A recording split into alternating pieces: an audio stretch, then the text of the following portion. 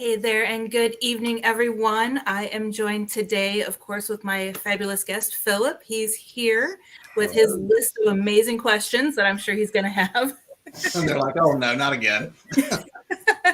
And I'm sure you guys already noticed who our special guest is for tonight. Welcome to the show, Johnny Zaffis. So happy to have you here with us. Glad to be on. Thanks for having me. Oh, thank you so much. And for those of you who don't know him, he has more than 43 years experience studying and investigating the paranormal field. He has worked for and with his aunt and uncle, Ed and Lorraine Warren. He's been involved in cases of possession, exorcism. He's worked with prominent exorcists in the field, including Roman Catholic priests, monks, Buddhist rabbis, and ministers. He has thousands of cases under his belt, and he collects and stores possessed items at the John Zaffis Paranormal Museum, which I am going to have a lot of questions about those later on.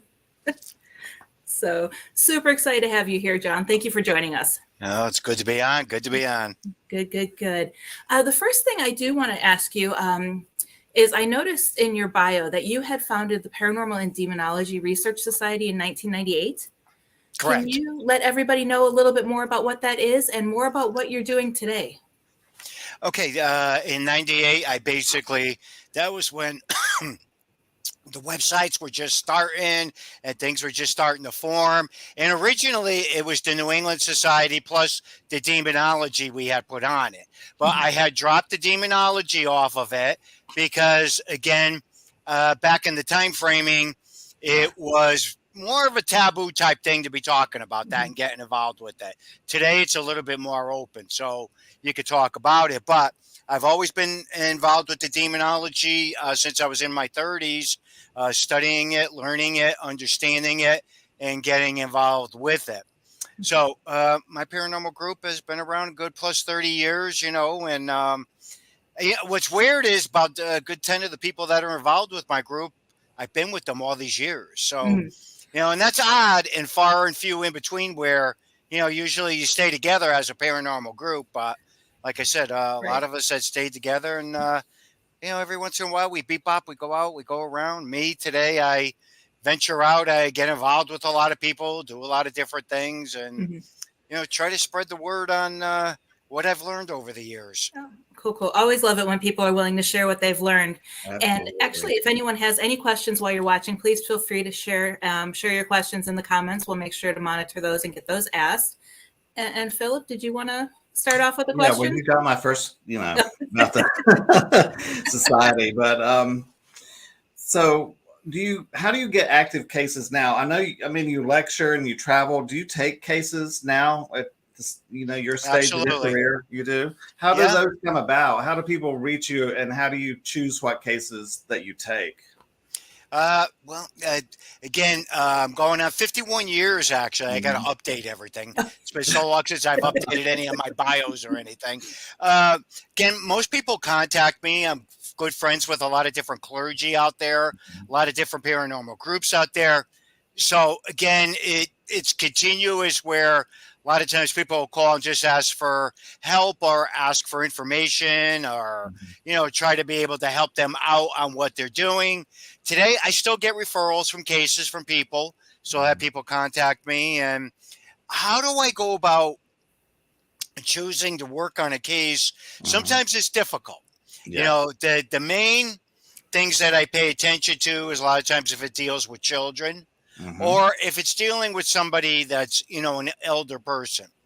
Now, the biggest thing is that when we deal with that, when we're dealing with, older people, we got to be careful, Alzheimer's and, everything that's setting in, they're going to have a lot of these things occurring. But it's not to say that they don't have something paranormal happening. But I always like to make sure that we're covered all the way around that, if it's a medical issue, that needs to be addressed before anything else gets addressed. So, again, right now, I'd say about 7 cases I'm involved with right as we're speaking. So now, when someone comes to you like a friend or a colleague with a case, you're getting information secondhand. How do you go about vetting the clients? Do you interview them in person yourself, to see, does their story change from the stories that they've given the other leaders of the team? Because a lot of times things change when you interview them in person yourself. Do you do that? to protect Absolutely. yourself, Absolutely.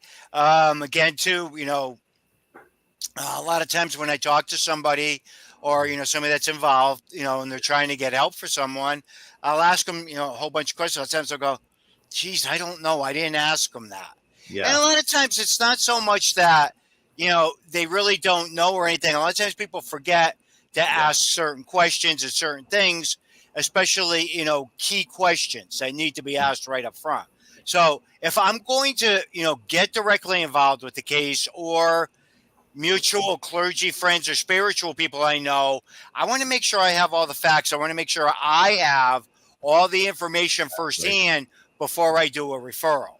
Because there's been many a times I've gone by, sometimes what somebody has told me and end up getting clergy in more hot water than it's worth. So it's better off to be able to rule it out in the beginning than, go down the road. But again, that doesn't prevent that. That can happen, with people. So it can be difficult, and stories do change with They people. do. Mhm. They could talk to 10 people, and you're going to get 10 different versions Exactly. of what transpired. So that's not an unusual either.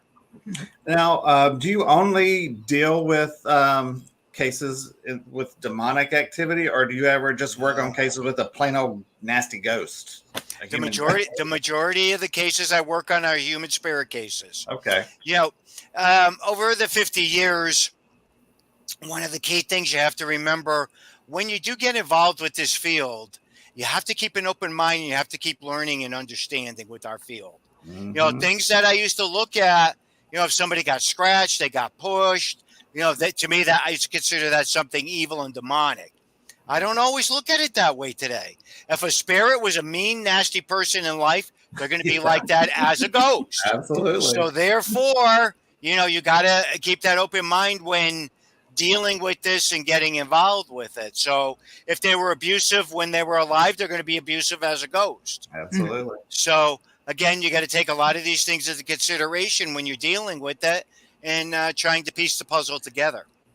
Let me ask you something that's happened to me. I'm sure it's happened to a lot of people. The growling, being growled at a Mhm. location.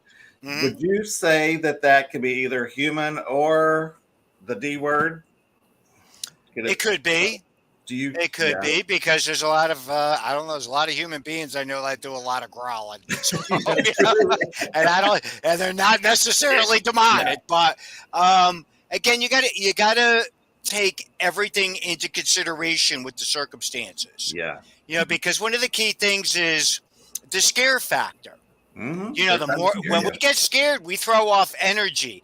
Thus, the more energy we throw off, the more activity that's going to occur. Yes. So it's good to take things into consideration. But if you're going to get the growling, or the growling is going to take place, or Hmm. things of that nature, my guard will go up a little bit more. Yes, Yeah. Mhm. Sure. because again, got to remember we could get tricked, could have something lurking in the background also.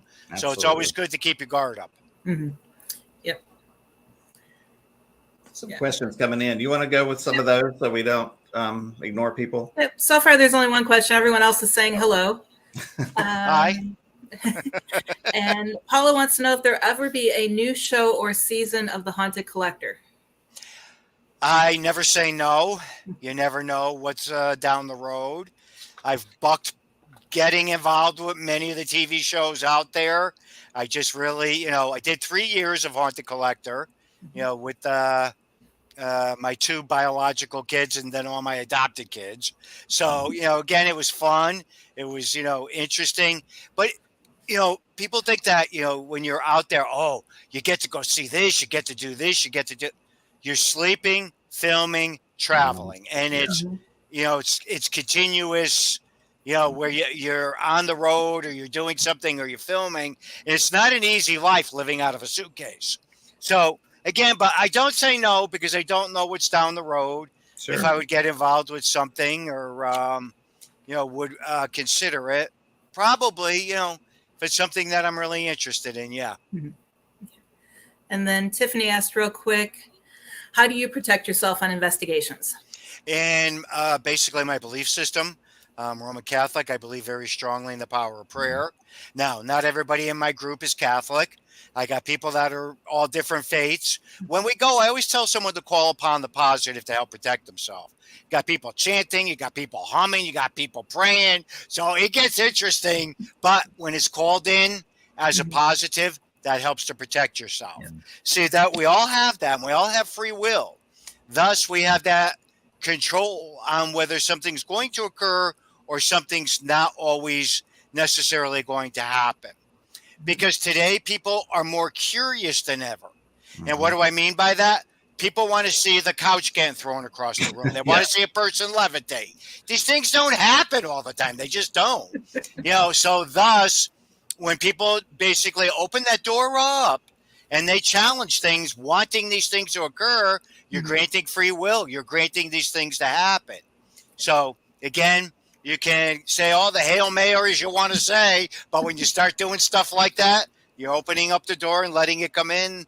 Thus, there's, that's a double-edged sword you're playing with. Do you have any on your team that are not religious, that are atheists? Absolutely. Yes. Do they, demons are related to religion.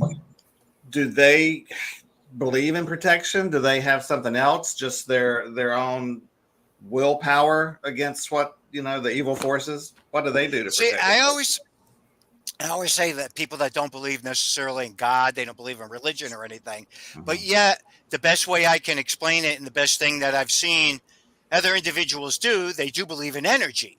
Yeah. And we all have a basic fundamental understanding of that, that energy cannot be destroyed. Can it be on a negative level or a positive level? Absolutely. And you'd be surprised a lot of times, folks, when you explain that to somebody like that, they'll look at you and go, I didn't think about it that way.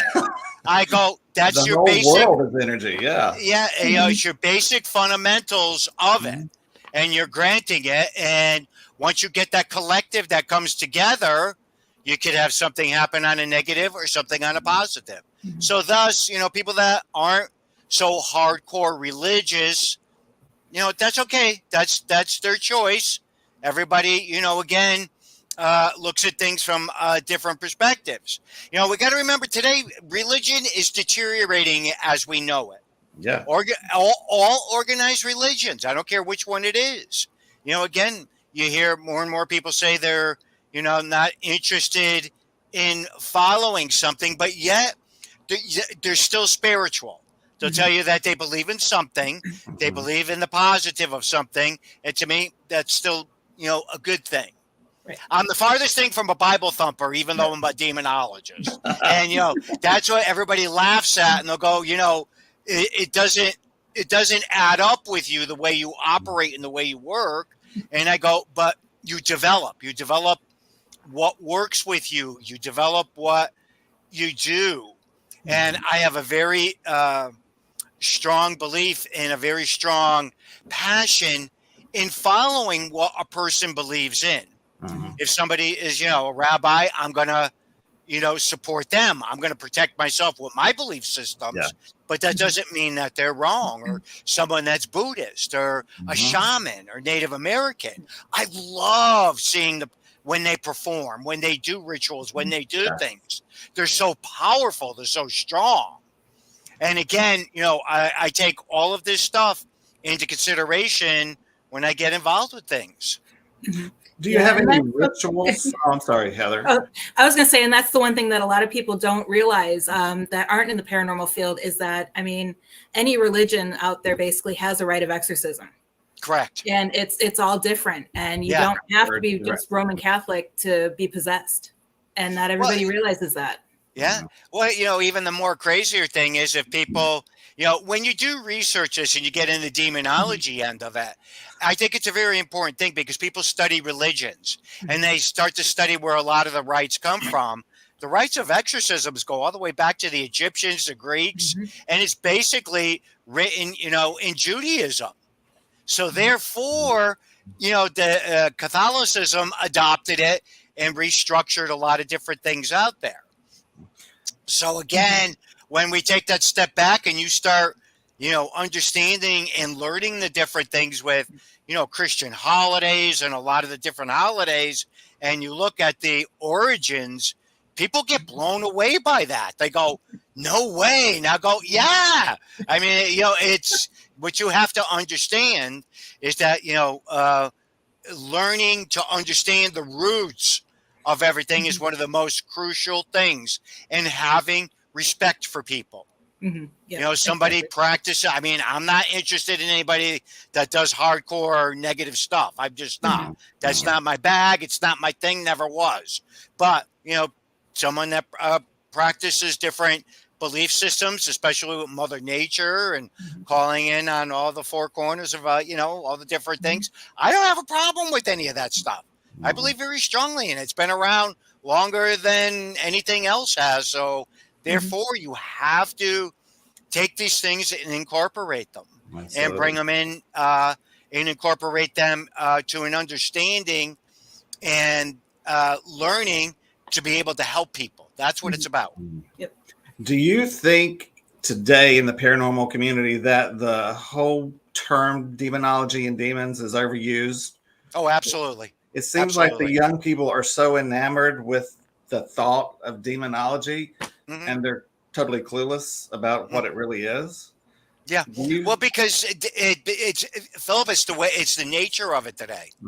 It's the nature of it. And we live in a world today where, a key thing, and Heather and I had talked about this, and Joe, when we're doing the other show, people don't take the time to mentor. They don't take that time to learn things. Nobody has the time. If they can't look it up on their cell phone, they can't look it up on something. It's the way they operate, the way they work with things. Me, I'm still very old world with, I believe that, you need to take your time. You need to learn things. You need to study things. You need to mentor no matter what field you get involved with. Amen. There's things out there that aren't in writing. They're just not. And they're never going to be with a lot of the different crafts. And our demonology field is like that. Because people say that to me often. They'll go, John, you know so much, but yet you don't let that much out. That there's a reason for that. In any type of situation, when you learn things and you learn your craft, no matter what it is, there's certain things that stay with you, that helps to protect you, that helps to protect everybody that you're involved with. So I get very nervous when people start going out and they start teaching the demonology and they start teaching a lot of the different things. Basics, yes. People need the basics. I understand that. And I'm more than willing to share basics. But when it starts going down the road of, really getting into the in-depth part of it, I think it's very important for people to mentor. I think it's important to establish that relationships with spiritual people. That to me was that was drummed into my head as a kid, from my aunt and uncle. Listen to them. They would always say, you listen to them, learn, listen, learn. And I'd go, yeah. But again, all that knowledge was able to help me and be able to get me to understand a lot of the different things. So again, it's the nature of looking at what we see today in comparison to probably the way I was taught. I don't know, because again, I'm so old world. I don't know, Now, this is going to be an odd question. With your mentors, your family, were there any mistakes you made early on in your years of being an investigator and doing demonology? Oh, hell yeah. that you would warn people against, some things that's like, oh, I just screwed up, Oh, absolutely. Could you tell us? Absolutely. We learn from our mistakes. We hope. Yes. We always hope that people do. Again, just like anybody else being a teenager, back in the day, we didn't have equipment or anything. So what did we do? We'd go out, we'd run around in the cemeteries and, basically, yell and holler and, do all kinds of crazy things. And sometimes you would basically open up the doors to things that would end up causing you problems. Mhm. Again, working on cases, getting involved with cases. You have to be careful and you have to be guarded, because when you let your guard down, you fall victim right along with the people. Mhm. So you got to be guarded. You have to be careful with a lot of things, because a main thing too, and I learned it the hard way, because I used to always say this to my aunt and uncle, but I want to help them. I want to help them. I want to help them. And my uncle would always go, "You're going to learn. You're going to learn." And I would, as time would go on, you learn when you have to pull back on your investigations. You Mhm. learn when you've given so much information, you can only do so much. And then if a person isn't going to start to stand on their own 2 feet, you can't do anything. Like the Lead a old horse to saying water. goes, okay, Phil, you just took the words right out of my mouth. Yep. It was exactly what I was going to say. But it's so true. It's so Mhm. true. Do you have any I can see. rituals? Oh, I'm sorry, I didn't see you. You had frozen, so I wasn't sure you were. Oh, sorry. We're getting thunderstorms like crazy. So if you guys lose me, just keep going. Oh, it's good for this. Nice But I was long- gonna say, I can just see Ed being like, you coming out of a place saying, I don't know, I did this wrong or whatever. He'd be like, okay, well, here's how you correct it. Now get back in there. Yeah. Well, he wouldn't exactly say it like that. He Ah, would say, "What the hell happened?" And you would explain everything to him, and he'll go, "All right, did you learn anything from that?" That's what he would always say to me. Mhm. And I'll go, "Well, what do you mean?" And he would go, "Think about it." Yeah. And, sometimes I would think about it. Then I'd go back in and everything. Several days later, he would throw, questions back and forth, back and forth. One of the best things, the best education, I always say education, Yeah. that I ever got was just being in the car with those two and just Yeah. driving around. Conversation. The conversations, Yeah. Mhm. because something that happened 2 or 3 months earlier, he would bring back up, or Lorraine would bring back up, and you'd go back and forth and you would talk about it. And they would always say, "And what would you do differently now?" Mm-hmm. And then I go, "Well, maybe this or that or this or that." They would never say yes. They would never say no. They would just go, nod their heads up and down. But it was a learning process. Mhm. And that was, again, I never looked at it that way, because I had so many of those years of just jumping in the car with them and going and doing different things with them, that, now I can reflect back on conversations and go, I knew exactly what they meant then. I knew what they were trying to convey. I know and understand it now, where, 30, 40 years ago, no. Now I read you were skeptical when you were young, but then when Yeah. 16 came around, you had an apparition visit you.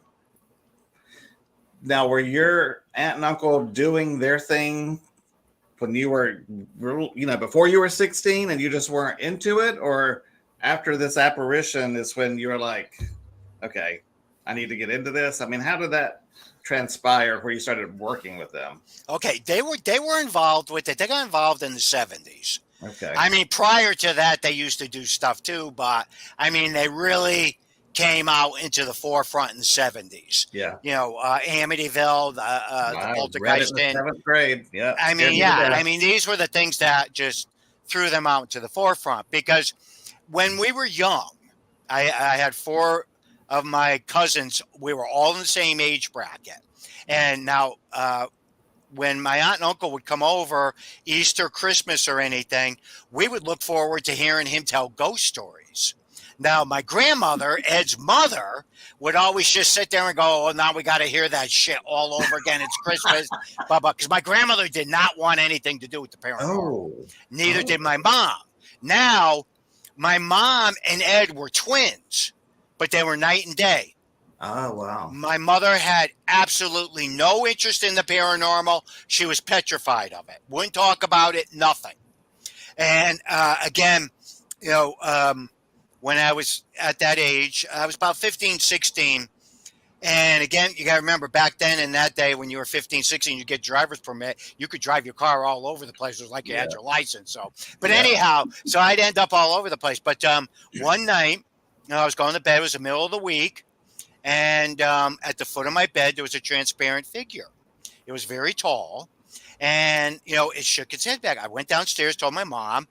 And she goes, Johnny, did it say or do anything? I go, well, just shook its head back and forth. And she goes, well, Johnny, that was your grandfather.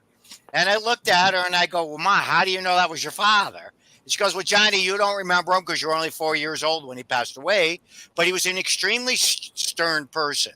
And he never really said too much or anything, but he would always shake his head back and forth. Well, she would always say to me, make sure you tell my brother. Make sure you tell my brother. So I was up, went to drop something off, and I was telling my uncle about it. And he goes, you didn't believe in this? I go, no, I thought you were just doing it, making a quick buck. That's all I thought anything of it. But that's what changed me from that point on. I started studying things, and my grandmother passed away a few days later. So that tied in with, the whole thing with seeing deceased loved ones come back to help them cross over. Yeah. And that's what made me start digging into things. Now, my uncle wasn't one so much to give you a bunch of information. He just wasn't. He would tell you to go get books, go read on it, read up on it, do this, do that. And that's what I would do. And then I would go back and I go, because we used to call him Uncle Warren. Warren was his first name. Yeah. Okay. But, and I was, it was Uncle Warren. I read this, read that. And he goes, oh, you did you? And what did you think? And, we'd go back and forth and have these debates over things. And it would always be cool because then that's how I would come to some conclusions with some of the stuff. So it was very knowledgeable after that with getting and bebopping around with some of the different things because they looked at it a little bit differently. Mm-hmm.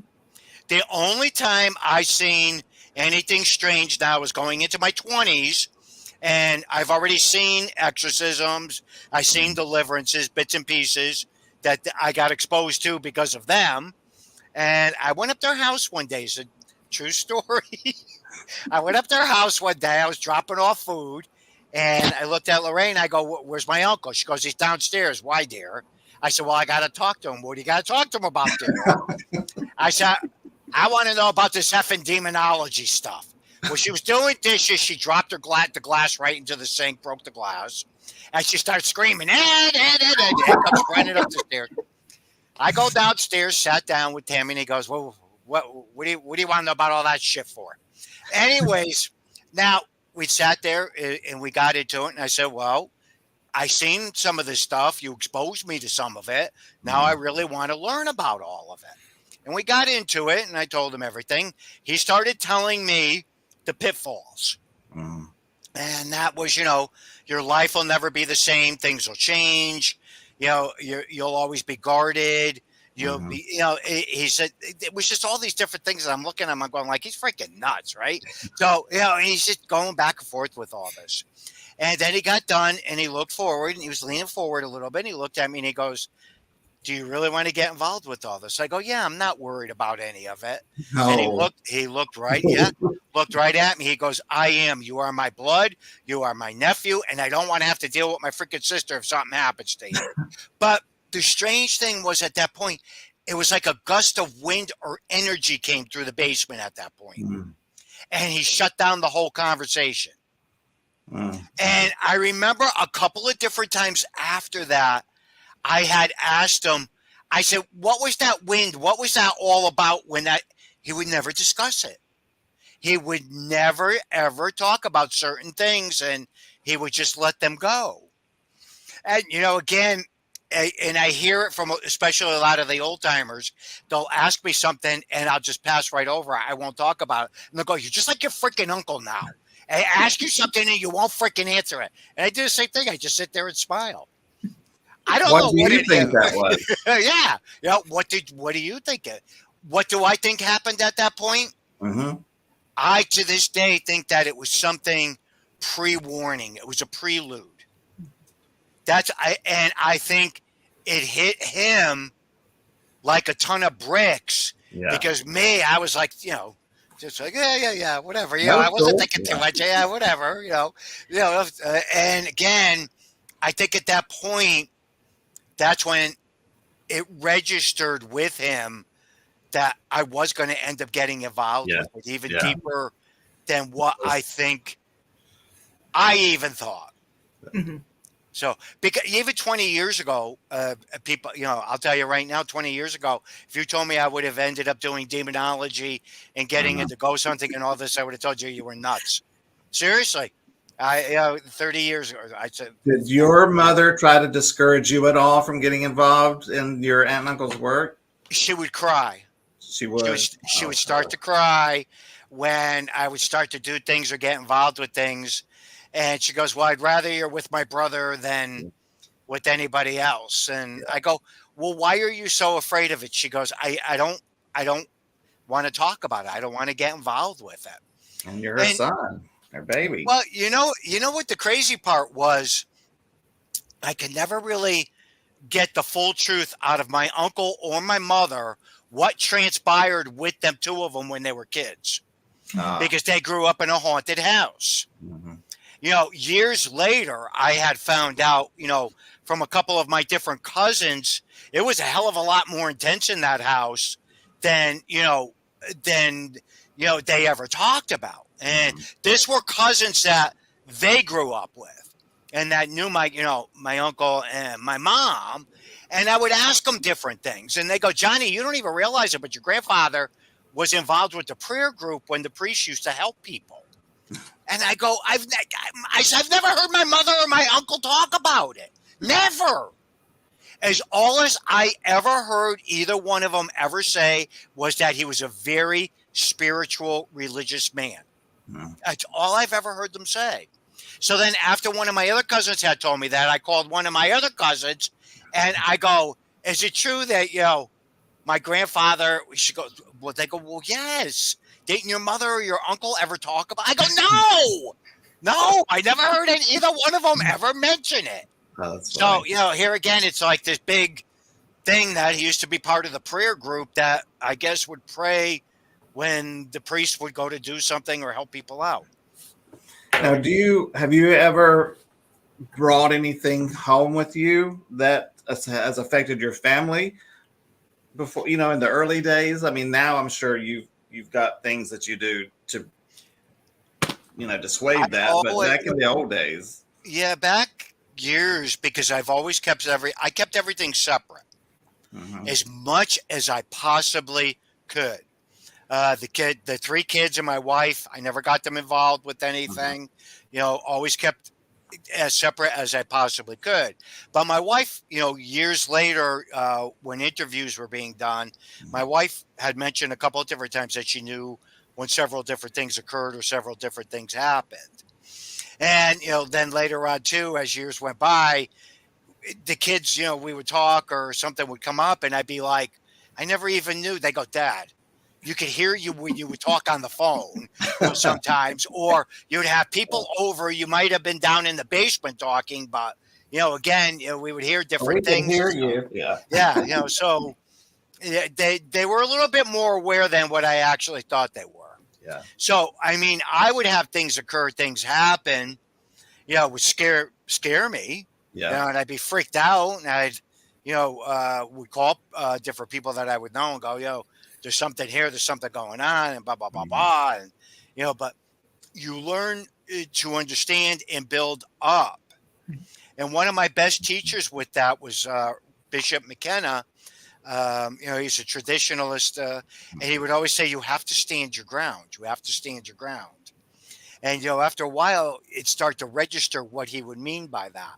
And he would always say, if you're going to be involved with this, no matter what path you choose, you're always going to have things happen in a supernatural realm. So he said, you're going to have to adjust and learn to understand some of that. And he was right. Yep. You learn that when certain things occur and certain things happen, you go, all right, what is coming? What is getting ready to happen? It's a prelude to something. Or if I'm working on, 2 or 3 legitimate type cases that are hardcore, activity kicks up. and I get used to it and do what I need to do. And like I said, I have no qualms about calling any of my spiritual friends that go, "Hey, start praying, Padre. I need some help over here," or to tell somebody to do something. I have no problems with that. Any chat questions Yeah. before I? There's a couple, and I actually have one quick question before I hit the chat questions. It was, what theories do you have as to why objects get haunted and retain the energy? Still my question. You already took one of mine earlier, so it's my turn. Sorry, Tiffany. She wanted me to ask you that, but anyway. Okay. I always go back to 101 with this. You'll love it. Mhm. How did I ever start believing in haunted items? I was with Ed and Lorraine. We went to a case. This woman collected these little statues, and she picked this one up at a yard sale, added it to her collection, started having all kinds of activity. It was moving around and everything. Ed and Lorraine took it out. We were going home. What does my uncle do? He throws it in the back seat of the car, and he goes, "You want that, kid?" And I go, "What the hell am I going to do with it?" Right? But I took it, and at that point, I didn't realize what he was doing.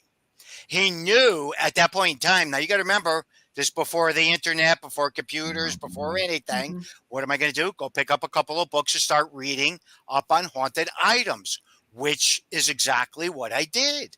And I went, I picked up a couple of books, and he starts laughing like that, like he always did. Written by And whom? Yeah, right. And then he'll go, what the Hope Diamond, this rocking chair, this build, some of these different things, these items have energy and different things attached to them, causing hauntings. It goes, So, hauntings of haunted items have been around just as long as anything else has been around. So, thus, I look at it from two perspectives. We have items that have, and I believe it's energy. I don't necessarily believe something could be possessed. I believe just, people and animals could be possessed. I don't believe houses, land, or items could legitimately be possessed by something. It's usually more to do with the energy factor. But, something, we have to remember with items, things mean a lot to people, especially years ago, a piece of jewelry or a piece of furniture when people were poverty stricken, so that meant a lot. So I feel that their energy a lot of times will stay attached to things. Now, why do I think things are more so out in the forefront more so today than ever before? You have to look at the way things are today. Even with my own kids, I'll say to them a lot of times, my wife collects angels, I collect nutcrackers, and I'll say to the kids, "Well, who wants what?" And they go, "Dad, we don't want none of those. Those are dust collectors." And it's not just my kids, it's everybody today. People don't collect like they used to. So again, people get rid of a lot of things. What's going to happen? Well, grandma's going to get pissed off. They got rid of a chair that she liked, or, something that meant something to her. Thus, I believe that can kick up the dust and can create energy to react and cause a haunting because, they didn't follow through with what grandma wanted done, thus can cause a haunting. I believe very strongly in that.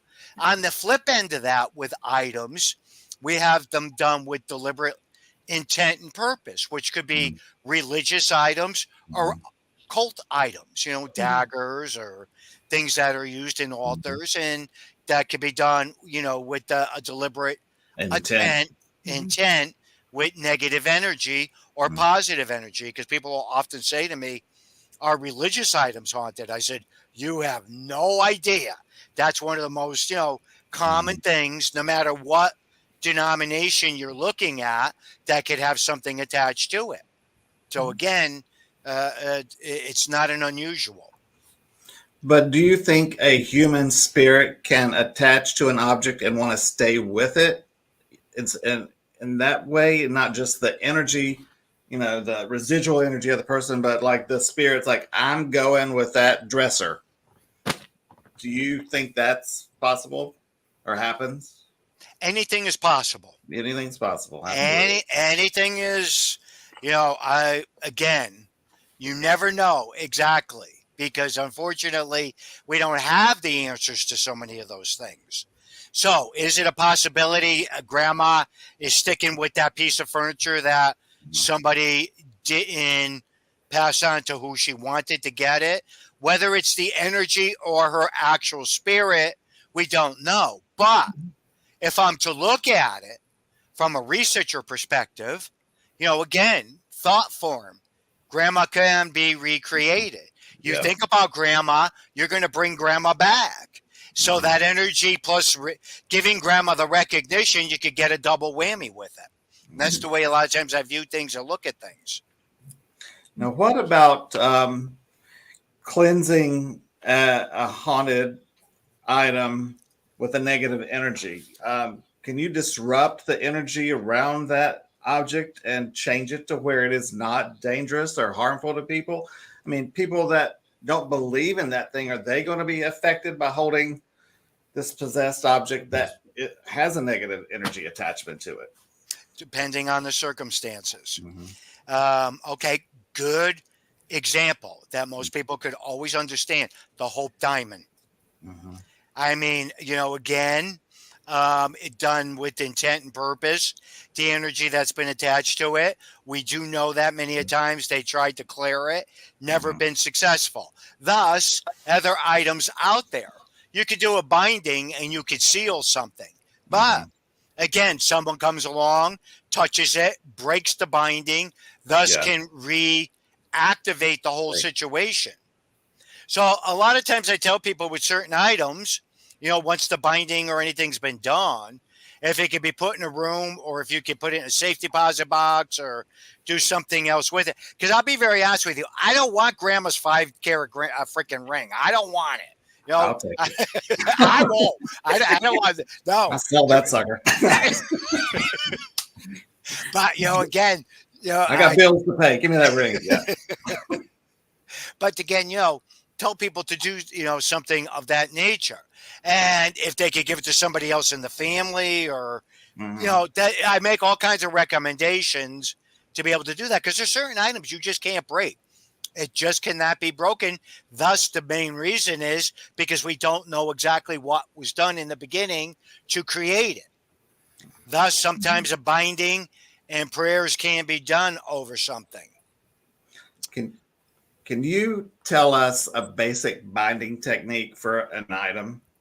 So what's a common thing technique that you would do to bind an object? From my perspective, the best way that I will do something to try to negate something would be I would do some religious prayers. I believe very, very strongly in using sea salt with things. I mean, I buy cases of sea salt. Yeah. Again, that's been used for thousands and thousands of years, and people don't even realize it. Salt has been used in rituals dating back as far back as they could go. Most people don't even realize that sea salt is used in holy water.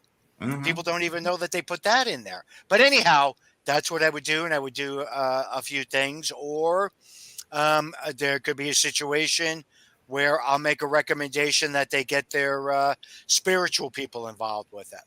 And they can go and do a binding or different situations over it. See, I'm a very strong believer, Philip, in the fact of being able to give people the information, give them the help that I possibly can for them to be able to move forward. Yeah. Do I believe in the fact that once something is done, that a mistake could be made and somebody could reopen something? Yeah, that could happen. But when it's continuous, that's when I back off. Yeah. And I'll no longer get involved with that situation and I'll walk away from it. And when you bind something with the salt, do you put it in a container? Do you contain the item with the salt in something? Not necessarily, no. Okay. It could be contained in a area depending on circumstances. Would I recommend that something be put in a container? Yes. Now, everybody watches that. I always put them under the glass dome in the TV show. That was all for the TV show because the executives. It worked. It worked for me. Yeah. The executives saw that when we were filming and they're going, that's it. Everything has to go under a dome. I go, oh, what do we do when we get a dresser or something? Again, but Yeah. you know, again, I do keep all my a lot of the items under the glass or in containers just for the simple fact so people won't Preserve, touch them. you Just preserve that's them. why that's Mhm. done that way. Yeah. You founded the Museum of the Paranormal in Stratford, Connecticut. Is that your haunted objects location? Where do you keep the items that we saw on the show? Do you still? I still Mhm. keep everything. I still receive items. It's a big barn that's on my property. Okay. I know a lot of people think it's the lower level because you walk down the stairs, Yeah. but it's a finished barn. The upper level is my office, which we're in. The museum is down below. I used to have a classroom over to this side that Mhm. ended up turning into all kinds of storage. Yeah. So, I mean, hoarders would have a blast over here, but they go to take I anything love out that. of here. Yeah. Yeah. If they go to take anything out of here, no, I'd go postal You ever on. look So out the window at the barn and it's glowing in the middle of the night or anything weird? not yet, not yet, Not yet. not yet. That's why the running joke in my family with my kids, my grandkids, and my wife is, you better make sure you get all that stuff taken care of. I go, once I'm dead, that's your problem, not mine. Uh, Good luck. or Gotta get you some tell salt. everyone not to go outside after dark. Yeah. We do have a few questions that have been coming in. The Patrol Paranormal says, do you think the TV shows hype up demons, for example, Ghost Adventures, where nearly every show they contact a demon? Uh, It's like the glass dome, right? Yeah. well, again, okay, you can be dealing with something that could be demonic. Now, what people have to understand, and I have to laugh at this, is I know Zach, I know all the guys, they're all personal friends of mine. Jay Hawes, Grant, Amy, Adam, Chip. These people were all my personal friends. I knew them before the shows. Yeah. So, again, when you're filming a TV show, and if you aired that show, oh, I got an EVP here, oh, I got a noise here, what's going to happen today?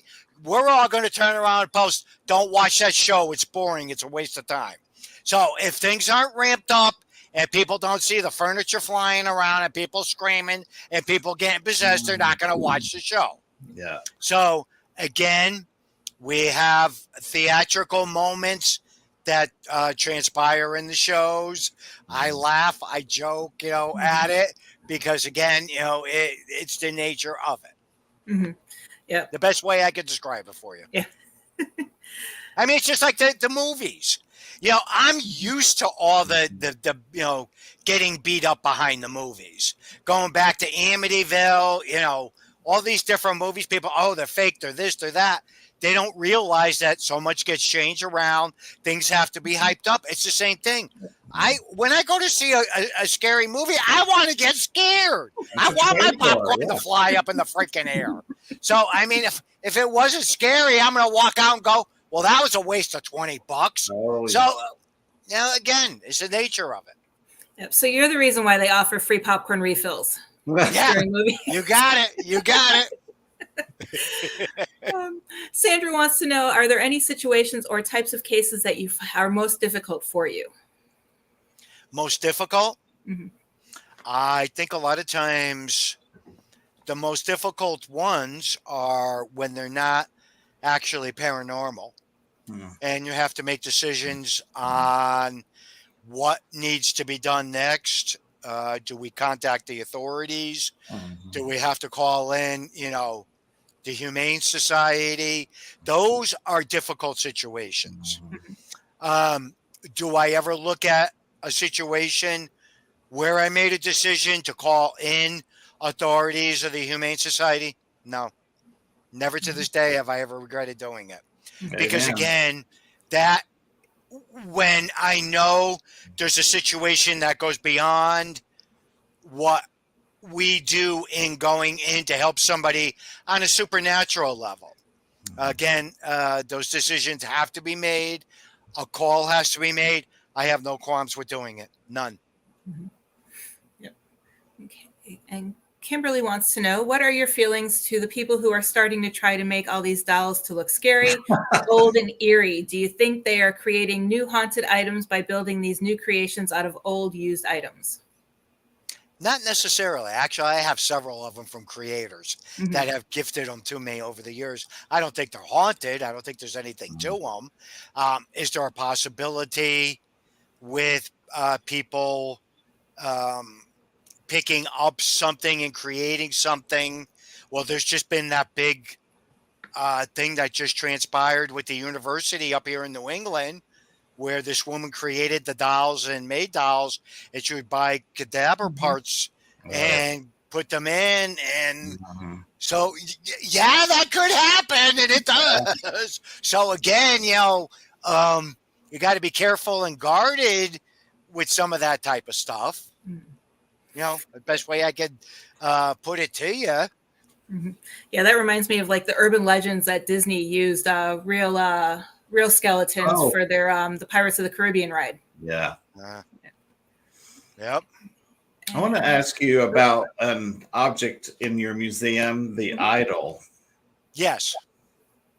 I read that it was the most terrifying, disturbing object in your collection. Is that true or still the case? I wouldn't say it's the most terrifying, but Yeah. it's the simple fact that here again was created with intent and purpose. Can you tell A what it young, is? Because some people may not know what the idol is. Can you? it's an actual bust of a creepy looking wood person. Okay, young man got interested in occult practicing. He Mhm. started reading how to do spells and how to conjure things up. And within a 6 week period of time, he almost literally destroyed his life. He ran downstairs, started telling his parents. His parents ran up into his room. He had an altar set up, and the statue was in the center of it. And he said, whatever I brought in, it is inside that statue. And now it is telling me to kill myself. Well, the parents were horrified. Well, they called in their minister. The minister called me in. I broke down the altar and everything. When I did remove the thing, I had a lot of activity in the car, had a lot going on. When I brought it back, that was one of the things, again, I put up towards the back. That's inside a case, it's sealed. Do I think that there's something with that? Yes, because it was done with deliberate intent and purpose. Yeah. Thus, with that, it's going to have that stuff with it. And I don't want anybody. There are items, especially within the museum. I don't want people touching them. I don't want people moving them. And I'm like anybody else too. What do you do when somebody tells you not to touch something? You touch it. You're gonna walk up at that. It's just us. We are like that. Human Mhm. nature. Again, Robert the doll. As bad as if they didn't have that thing in a glass case when I was there, I would have picked that freaking doll up. Yep. I would have picked it up. Yep. Yeah. Would Yeah. you Joe say? keeps telling me he wants to hug Robert when he goes see and sees it later this year. Who's Let's that? know how that goes. Joe. He will. He will. Now, this idol, would it be considered a servitor, egregore? Was he doing it for it to do bidding for him when he created this? And whatever entity came into this object, was he wanting it to do something for him? Did he ever explain why he was doing it? Yes. Okay. Yeah. It's intent and purpose Uh-huh. on what he created. I won't go into what it was. Yeah. I do know.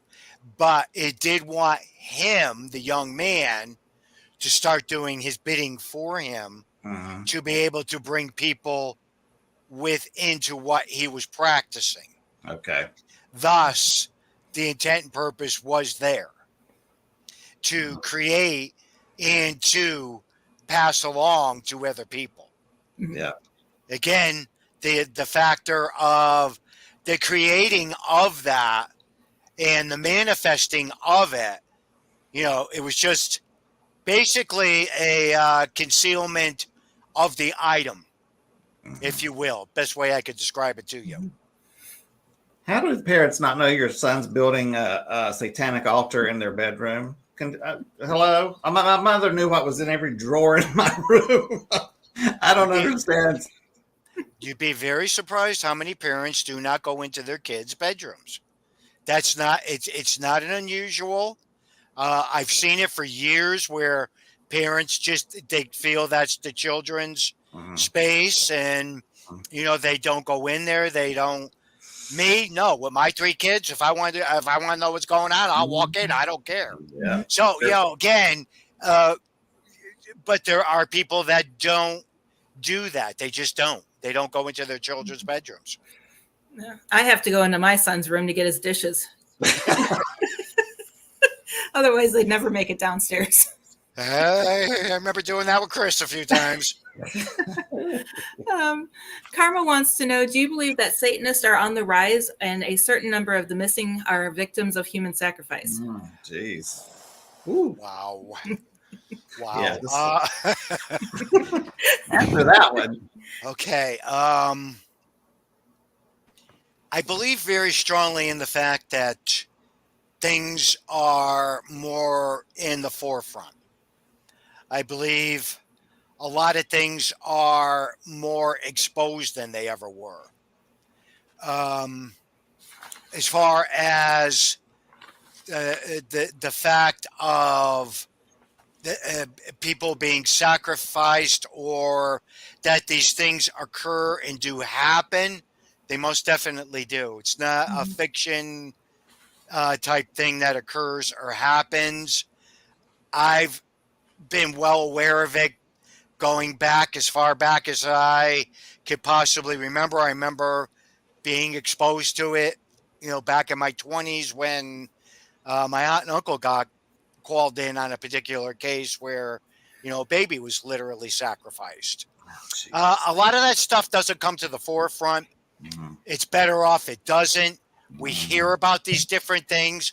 A lot of times we hear bits and pieces with different, murders and different things. You'll hear it, and all of a sudden it disappears. You never hear them talking about it again. It gets shut right down. It's the nature of it, the nature of these different types of things that occur and happen. But there's a whole world out there that exists that people don't know about, and they're better off not knowing about it. Because then you got to worry about copycat crazies that hear these things, and next thing you know, they're doing these crazy things. Well, the other thing is, sometimes, are they really a copycat? Or is there an intent and purpose behind it? Yep. That, again, we just don't know sometimes what the reasoning is. Are there any common signs that an object is haunted? Any similar signs? I mean, I go to the antique store and buy some things and come home, and all of a sudden I'm here knocking on the walls. I mean, what are the signs that people should look for when they bring an object home and like something's not right? Well, Phil, the first thing you do is when somebody's out antiquing or in a yard sale or anything like that, especially women. Women pick up on this stuff, okay? Yeah. They use that sixth sense for everything else. A lot of times women will often tell me, it was creepy when I was at the yard sale and I shouldn't have bought it. I'll go, what the frick did you buy it for? Leave it there. Leave it alone. Yes, again, there's times I've been places, I'll pick something up, I'll go, this thing is freaking creepy. There's something with it. Again, it's the nature of it. My philosophy is, if it's something creepy, it doesn't feel right, don't buy it. Leave it there.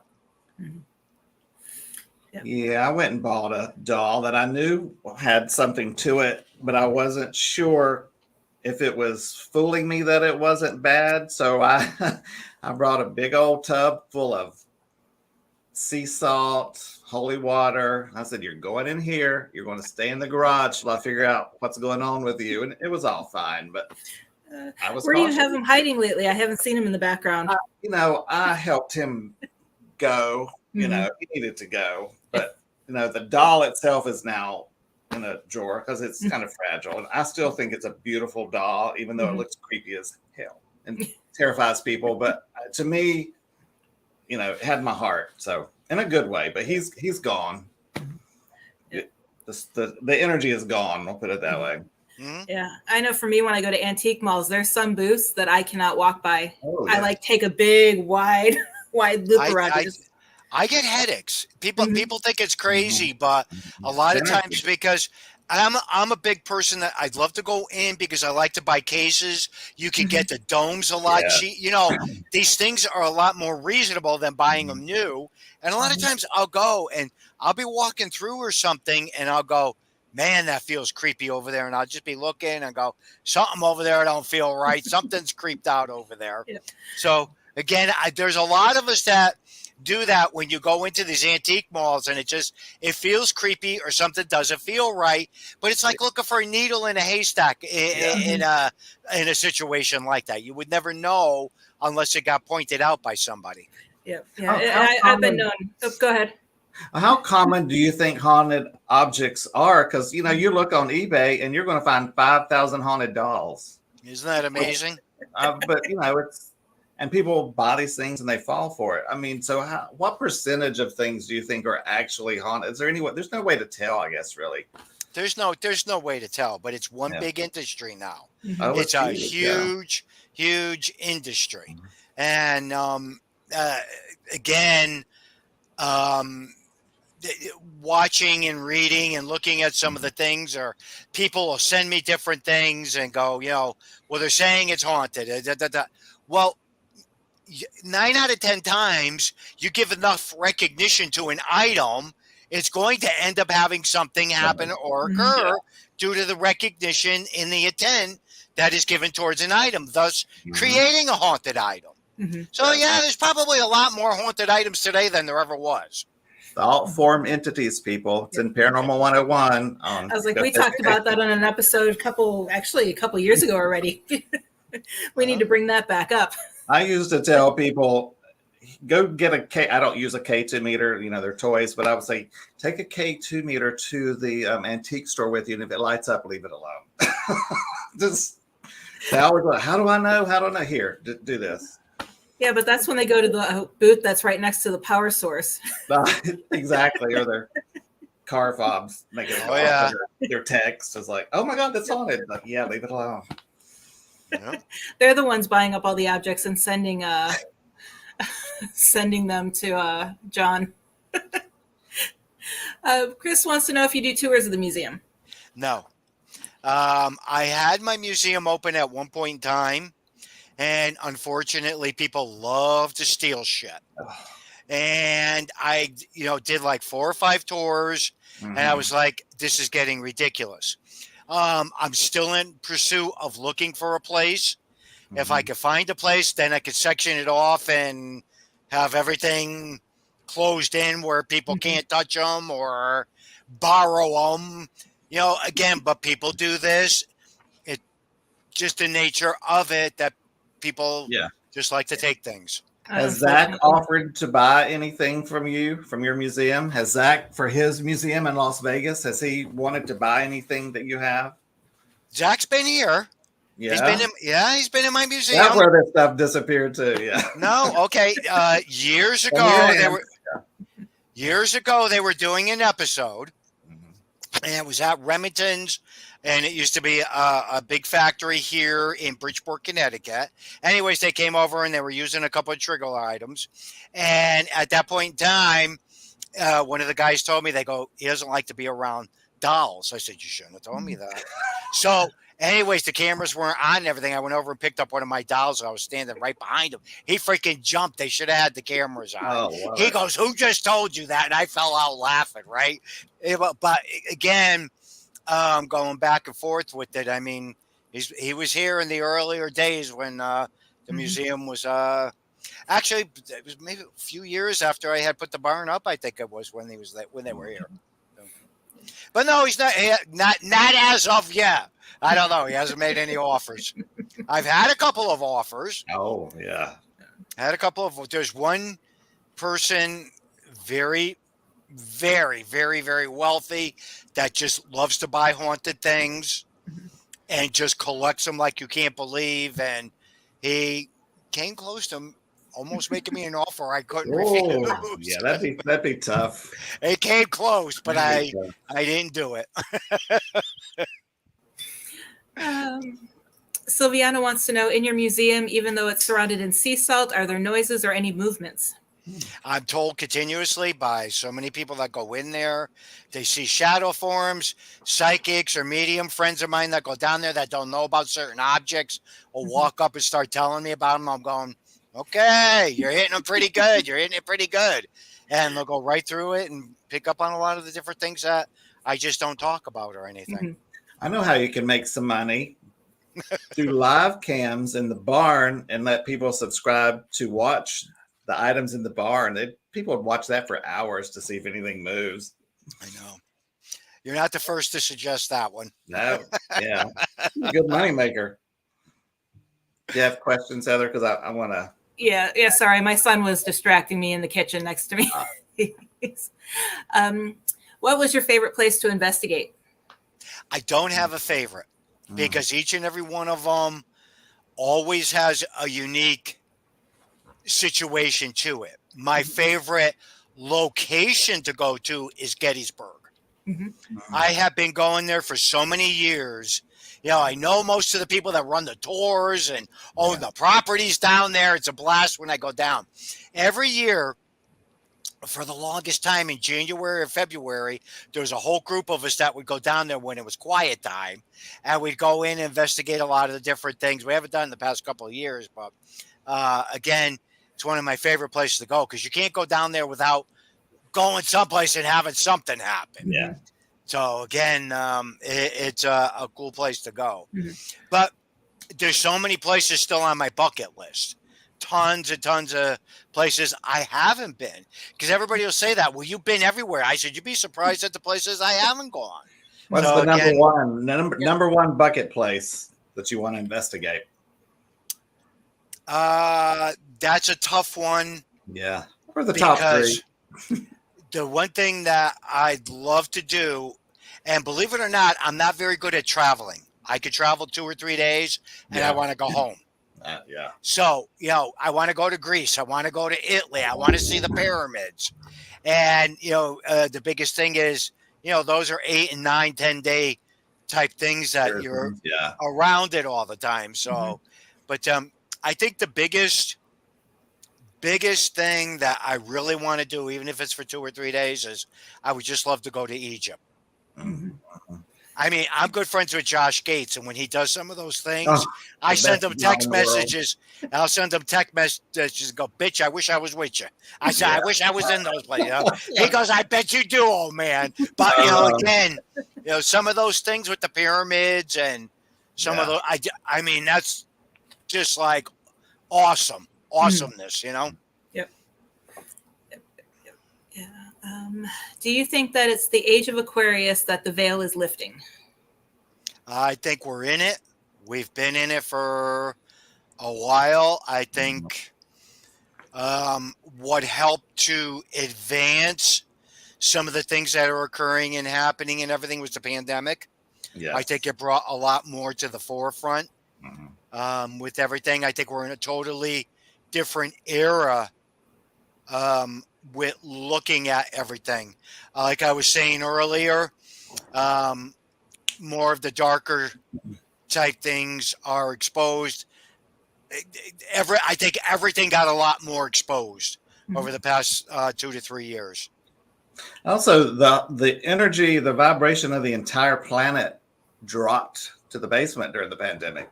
Depression, fighting, stuck in your house with people you don't like, you know, even though their family didn't happen to me, thank God. But yeah, you know, that negative worldwide energy, I think took a huge toll on everyone's spirituality. All of us.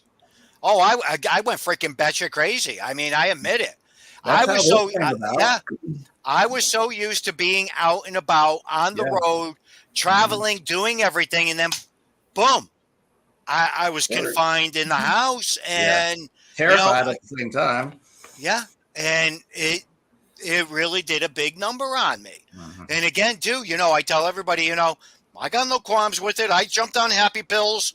The only thing that kept me going. So I have no qualms with any of that because it affected each and every one of us in different ways.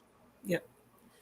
And now I'm the reverse. Now it's hard to get me out of the house. I'm like, okay. I know. Right. I love being home now. It's like I hated it at the time. And I was like, oh, I just want to go home and get on the couch. Again, too, it's funny because I was like, yeah, okay. So somebody will call, come on, Johnny, come on, let's go do this, let's go do that. I go,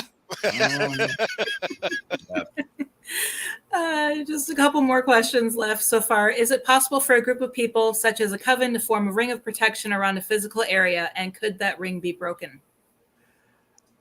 yes, and it depends on what was done, how it was done. Is there anything in place that's holding it in the location? So it depends on the intent and purpose to be able to break something, whether it could be broken or not, or if a familiar had been put in place to help protect that spot. Okay. And then Tiffany wants to know, after all these years, have you developed any psychic abilities? People claim left and right I am. I don't believe I am. I don't think I am. I mean, I do pick up on stuff.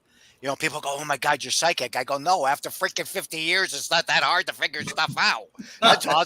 You know, it's psychology 101. Heather, I know you know what I'm talking about. Experience, yeah. Yeah. So, I mean, again, you could do certain things and be in certain circumstances, but I do feel, again, you know, being exposed to it and being around it, I think you do pick up on stuff. Yeah. But I mean, if somebody asked me to do a psychic reading or something like that, I'd bust out laughing. Yeah, show me your palm. I'll tell you what do you want to know? I believe people could do it, but I don't think I have that type of ability. No. That's when you ask them how accurate do they want their reading. Yeah.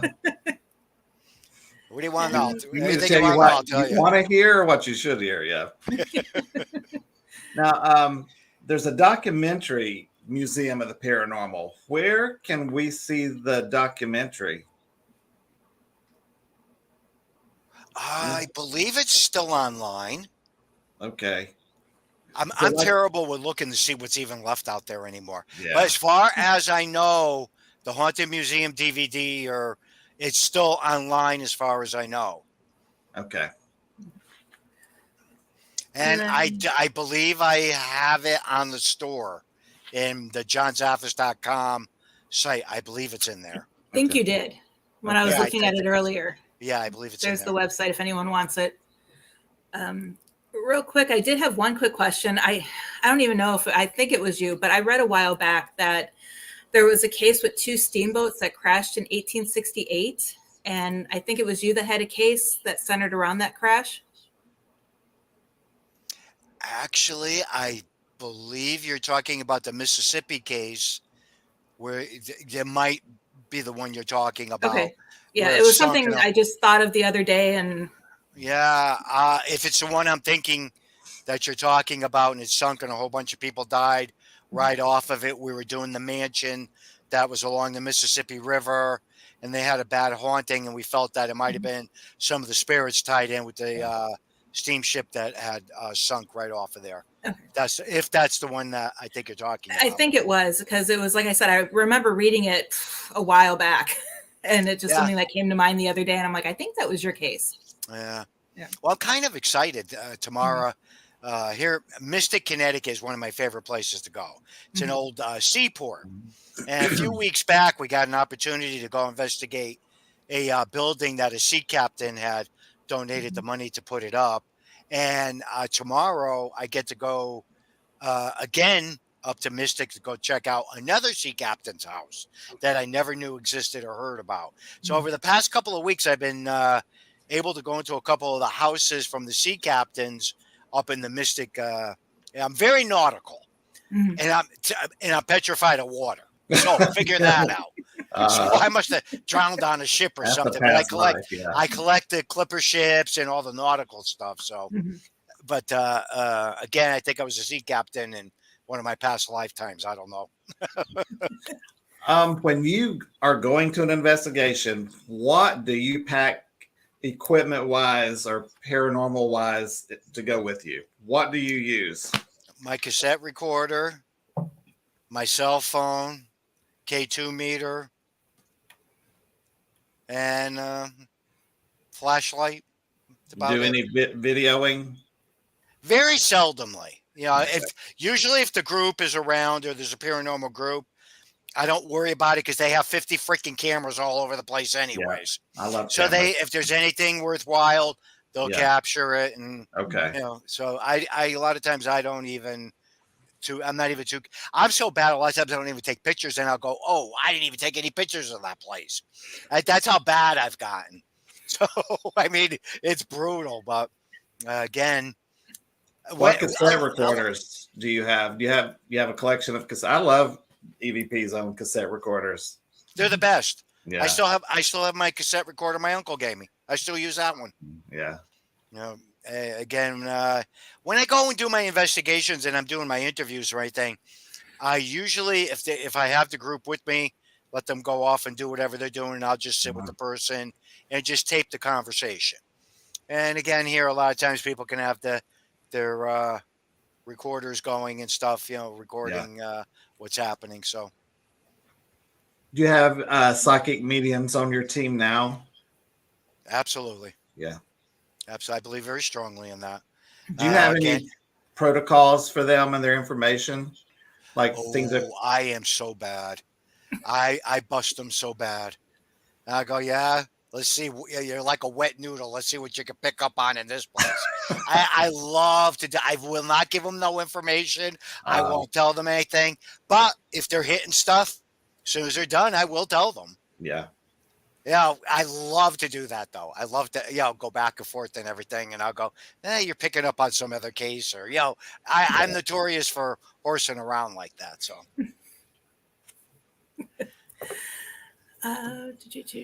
Actually, one question I do have is, as you know, this field is really tough. A lot of picking on people, a lot of harassment going on. What keeps you Really? motivated to do you?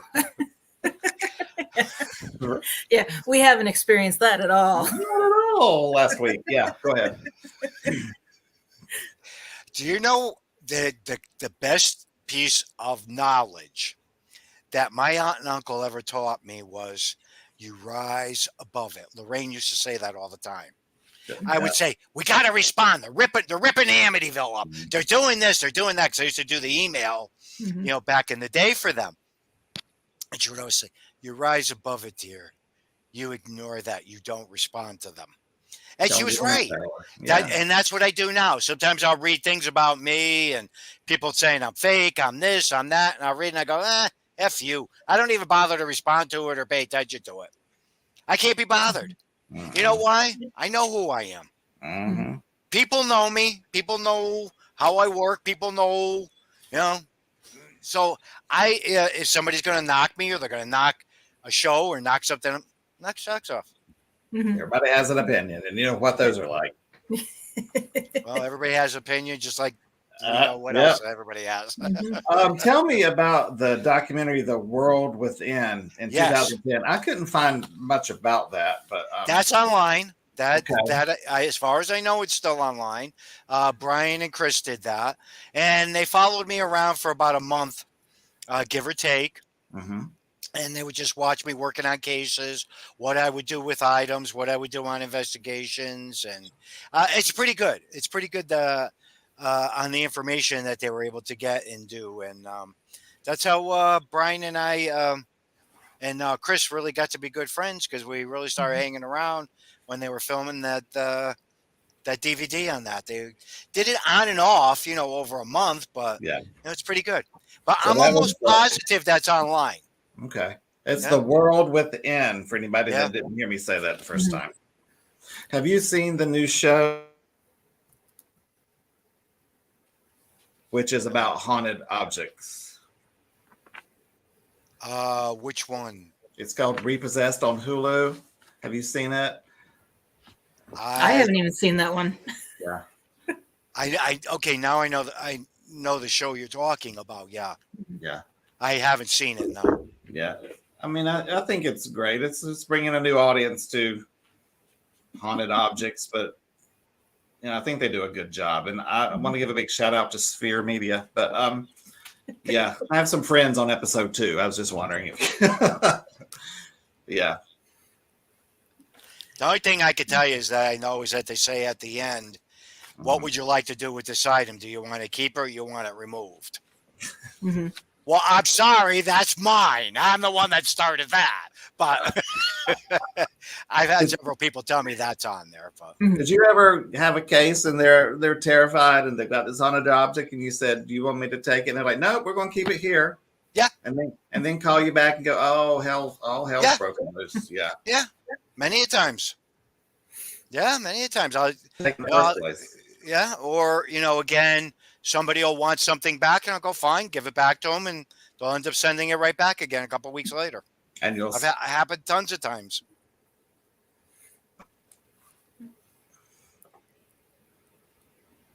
Was it you, Philip, that froze, or was that me? It was all. I think we're all freezing. Okay.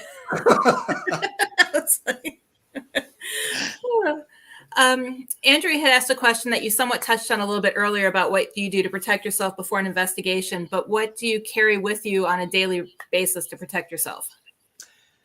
My belief system and my belief. I Okay. mean, I wear a cross, but I don't believe very strongly in putting my faith in an item. I believe our faith or whatever it is that we believe in, that positive energy is what protects us, not items. So again, I have no qualms with, saying my prayers or reciting what I believe in to help protect me. Okay. Do you think your items in that barn are feeding off each other, Good possibility. making more negative energy? I don't know, but if they ever start a fight down there better be a damn camera going. I'm telling you, get those cameras in there. You wake up one day and there's nothing but a ditch where the barn used to be. Oh, my wife would like that. My wife would like that. Does she ever go in there? Does your wife go in there? Usually nobody comes in. They'll come across. Well, my office is on the upper part, and it's connected off the deck, off a platform to get into the building. They'll walk through the back room and come into my office, but very seldomly anybody goes downstairs.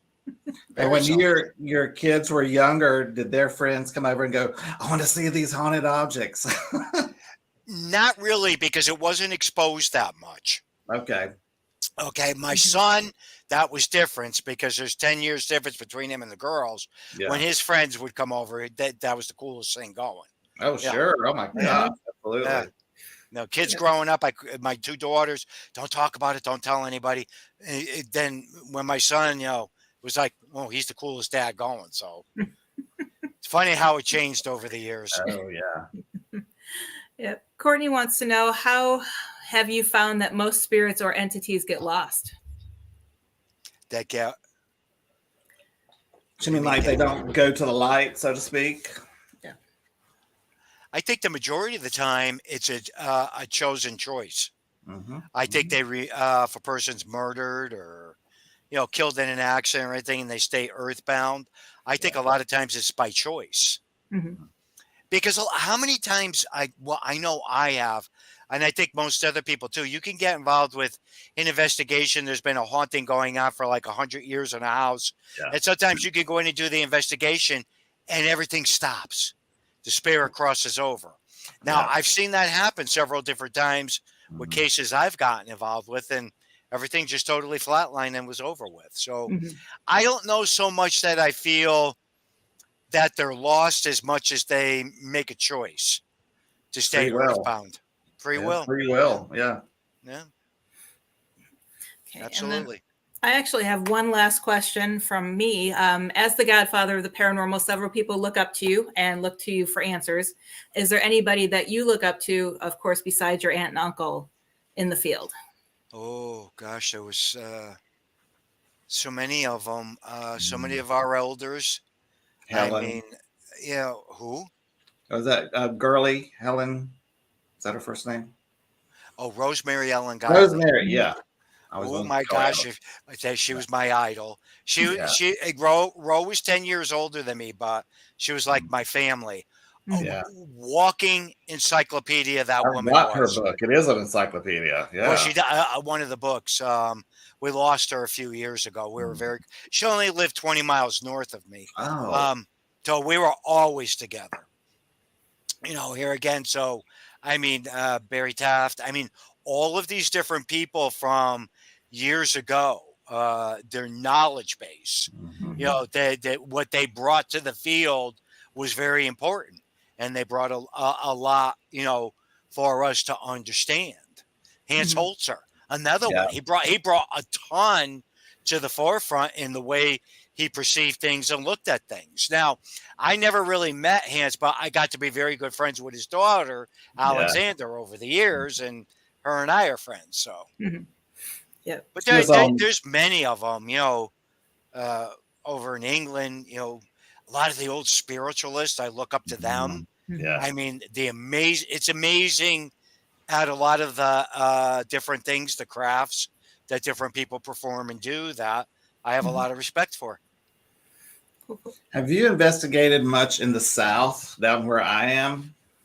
I'm in Atlanta, Georgia. Have you been down this way and found it extremely different than investigating in the North? As No, I far as can't go down. I can't go down there because Chip Coffey will throw me the hell out of Georgia. No, I've been down. Yeah. There's been a couple of restaurants that I've done. Mhm. Savannah, I've been there. Oh, Savannah's great. Yeah, Yeah. I've been there several times. Soul Weed House is amazing. Yeah. Well, the Pirate House. I Pirate did. House. Oh my God, I did that years and years and years Mhm. ago with a very good friend of mine, Andy Calder. He was a priest, and we were down there, and we got to do that at one point in time before it was a big to do thing. The what's the cemetery too that's down there? Bonava. Bonaventure. Is it Yeah, yeah. Yeah. We had a couple of shadow forms one night when we were Ah, down there. it's So, beautiful. but there's been several places. I love investigating down there. Mhm. Love it. Okay. Tiffany wants to know, do you think child spirits are real or demons acting as children? Can be both. Mhm. You got to be guarded. You got to be very careful because demons will disguise themselves as children's spirits because what we're gonna, Mhm. that affects us, especially when we think it's a child spirit. So we got to be very guarded and very careful when we deal with that type of a circumstance. Mhm. This is Definitely. something I've asked other people that work in demonology.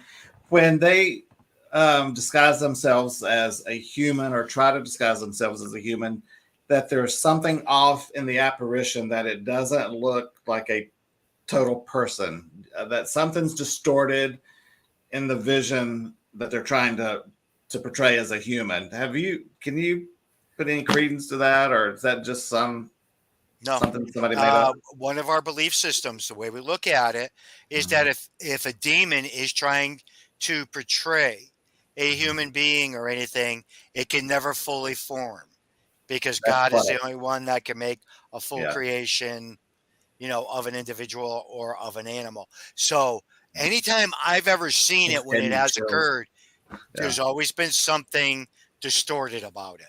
Absolutely. Now, can you explain what that distortion might be, just for reference? Anything.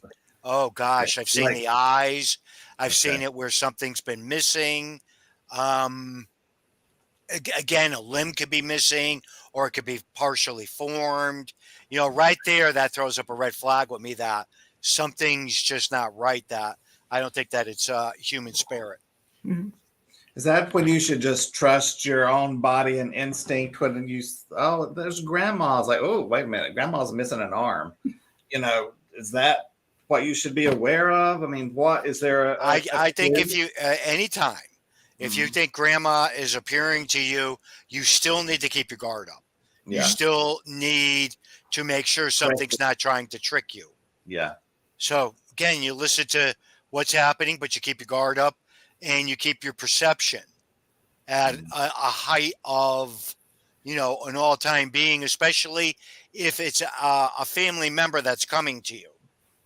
So again, that tells you that it could be something, or you need to be very guarded with it.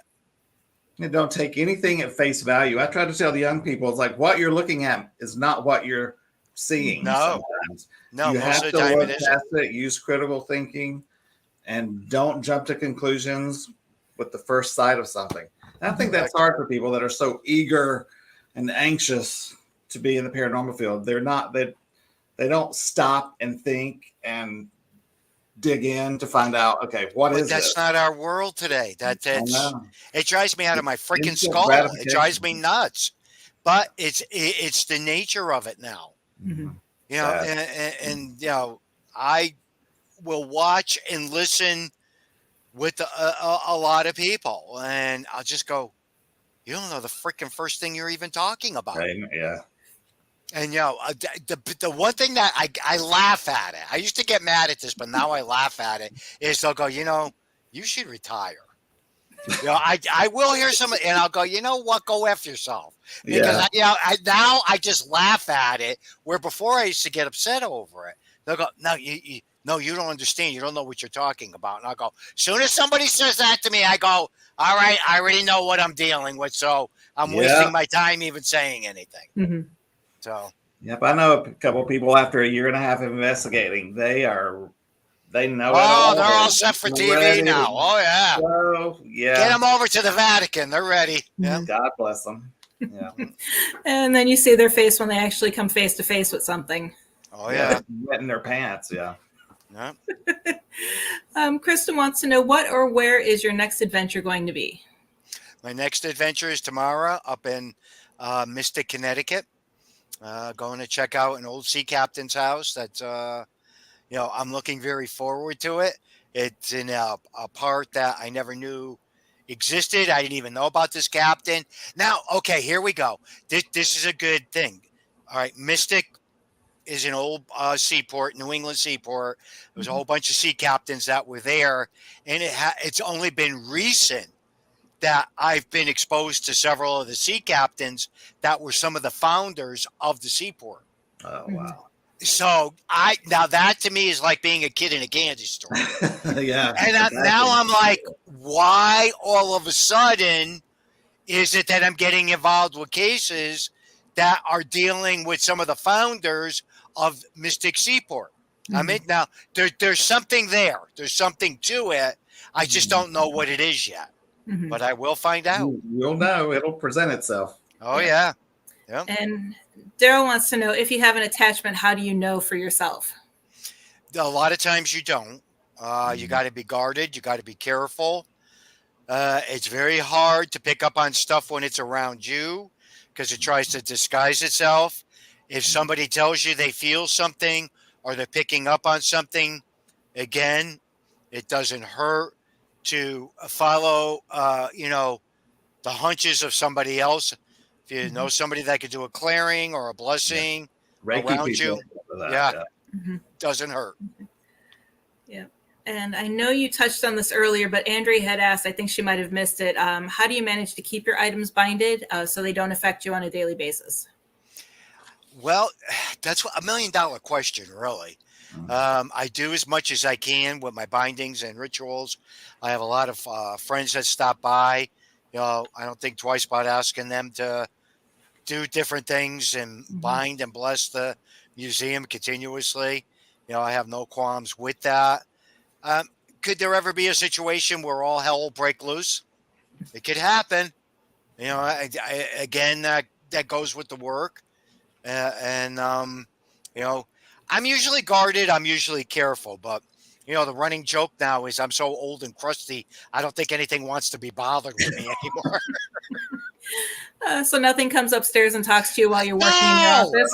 No, I don't. I very seldomly have anything that occurs or happens when I'm in here.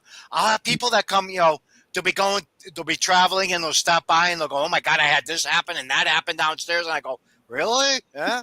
And I'll go down there and I go, nothing happens when I'm down here. They go, they don't even pay attention to you. It's because you've imprisoned them. You're like the prison guard. I know. Oh no, he'll lock us up under a dome. Don't do it to him. We're caught up on questions, so I don't know if you have any more, Philip. Do you go to mass now on a regular basis? Do you know no one ever asked me that? And the answer to it is yes. Next follow-up question. People in the church who know what you do that don't agree with it, do you get a lot of flack from religious people who They don't bother anymore. they don't? Yeah. No, because Philip, Mhm. everybody is the same to me. We all put our pants on the same way. Men, Mhm. women, spiritual people, clergy, we all get dressed the same. Yeah. And I have no qualms with telling anybody off. I don't care who the freak it is. You're good. I don't. Yeah. I have absolutely no problems with that when it comes to clergy. Mhm. Um, I mean, I wouldn't be disrespectful for no reason, Yeah, but but if you're not going to let them run over you. yeah, I mean, if a clergy member is going to stand there and start bulldozing me and starting to shove everything down my throat, I'm going to go right back at them. I don't care what denomination they're at. So again, that's the nature of it with me, Yeah. and I've always been like that, and I've never changed. Mhm. Bishop McKenna, I think, was one of them. I was the most open with in the old genre. And he used to always sit and just look at me when other people were around and everything. And because I mother F everything up and down, I curse and swear all the time. That's me. And he would never say anything or do anything. But if somebody else was in the room like that, he goes, I don't accept that. He goes, you didn't say anything to John. He goes, John can't function unless he's using profanity. And it was just hysterical the way it would go. Oh, that's He goes, great. if he isn't using profanity, I think something's wrong with him. Oh, that's great. But Have you no, ever? dealing with clergy per se, you have a Mhm. lot of clergy that just doesn't believe in the simple fact that any of this stuff even happens. Which is, That's okay. That's fine. That's their thing. That's their gig, and they could do what they want. So and it could be out of fear too. They don't want it. They don't want to know because it's too frightening. Even though they're men of religion, people are mhm. still afraid. Yep. Yeah. Have you ever been threatened? Getting any threats like emails, phone calls from about what you do from religious nuts? Yeah. Mhm. Again, I know that these are weird is questions, but no. Actually, most people don't ask stuff like that, but that's Mhm. fine. I have no problem answering. Yeah, I have no problem with that. I'll, especially when somebody calls me, because then I jump right aboard on it, and I'll just go, and I'll play right along with it and go along with it, and I'll go, okay, now I'm done. F you, and I'll hang the phone up. bye bye. Yeah, I mean, emails, I just don't waste my time responding to them. Oh, no. Mhm. So postings, I see negative postings about everybody, all of us.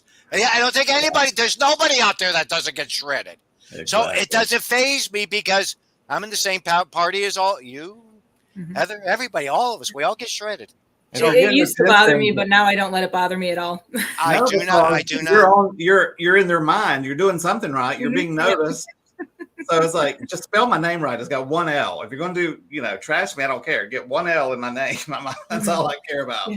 I Yeah. actually had to send my book back that you contributed photos to because when they sent it back to me, they had 2 L's with your name on all the photos. It's like, I'm glad I caught that before it went to print. All right. It happens to all of us. I would let it slide with you. That's all right. Because you're going to send me a one with autograph in it. So. Daryl says he needs a personal opinion from us guys, and he says he's needing help. Daryl, if you want to ask on the show, or if you want to message Ghost Education 101 on Facebook on the side, we can answer that question. Or if you need help from John, we can forward the information to John. Absolutely. So I'll wait to see if he responds. But he's been saying that he needs to talk to someone a couple times in the chat, I've noticed. Oh, bless him. Yeah, and I think he's watching from Parallax. So you'll want to go to, let me put up our Facebook page, Ghost Education 101 on Facebook, and send us a message there, and we'll make sure we get you the help or get you to the right person. Yeah, I mean, we know people all over the country in teams, and if somebody can't That's get one there, good thing today. yeah, Yeah, but see, that is one good thing today. I'm a loner. I admit it. It's just the nature of me. I have my paranormal group. There's like 12, 13 people in it. yeah, I do go out. I'll work with groups. I work with, different people and intermingle and everything.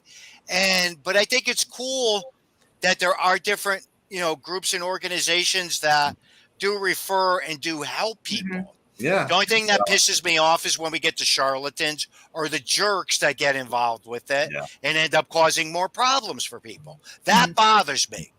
And what bothers me even more, but what bothers me even more is when they continuously do it and they get away with it. That bothers me. But it's the nature of it, no matter what field you get involved with. It's true. So. Yep. Yeah, Daryl says it's private help that he needs. And so just go ahead and message us at Ghost Education 101, Daryl, and we'll make sure that we point you in the right direction. Question.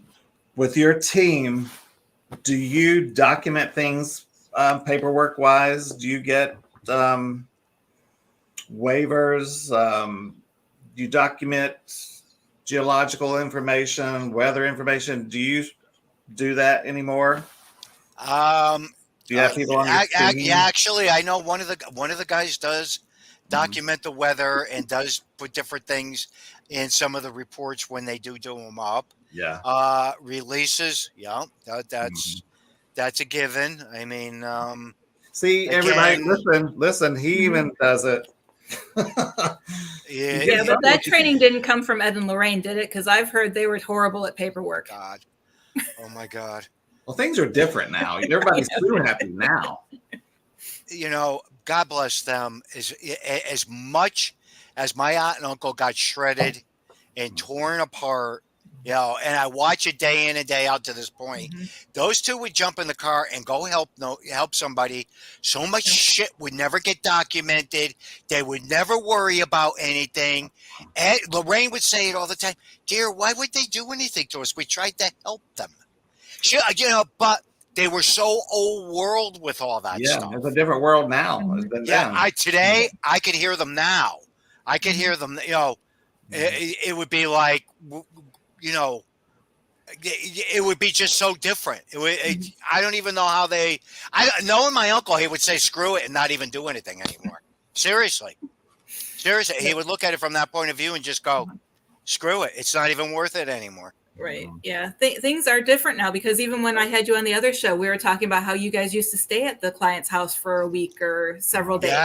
Yeah. I'm totally, per se with me against that now. I think it gets you extremely on a very, very personal level. You end up falling victim right along with the clients. Right. Sometimes you get too close. It's not a healthy, good environment, but if you're doing a historical place or, and there's multiple people there living or something, I might look at that differently if you were trying to do something. Yeah. Okay. Again, but on a normal, actually, we talked about that with the haunting in Connecticut. I was there 9.5 weeks. I was the only one there 9.5 weeks. So again, I will not do anything like that. Not that Carmen or her husband or her family did anything to me. It's the fact that I ended up falling more victim to circumstances with stuff than anything else. There was a couple of other cases after that I spent quite a bit of time on it, and then I had made the decision, and actually my aunt and uncle even said the same thing. They only wanted researchers spending so much time, and then they would actually send different researchers in to go check things out. Because there was so many freaking researchers at one point in time, it was unbelievable. Unbelievable the amount of people that were in and out and in and out. It was like, it was so cool. So cool. Do you, for private cases, home clients, not historical places, do you try to debunk their claims first? Or by the time you get there, it's like my team. By the time we take on your case, we pretty much know that there's something going on, at that point. But you still need to do your due diligence to see if it's not something organic happening. Do you still do that process? Absolutely. See? Because again, you could get tricked so easily. Yeah. You know, not only by the people, but you can get tricked by what's ever there too. Yeah. I mean, I've gotten involved with cases like, we're going to go do Casper the Ghost, but come on, let's go. We'll go have some fun. And it's a wicked case. It ends up turning into be something so negative. I've gone on cases where I've sat there, done the interviews, and done everything, and go, this is nothing but bullshit. I'm out of here. There's nothing paranormal whatsoever. Mm-hmm. And you realize a lot of times when you meet people, a lot of times that's when you can judge when somebody's pulling your leg or, giving you a story and, okay, where's the film crew? Are we doing a book? We doing a movie? Right then and there, it's like, okay, what? There's tons of shows. Call them.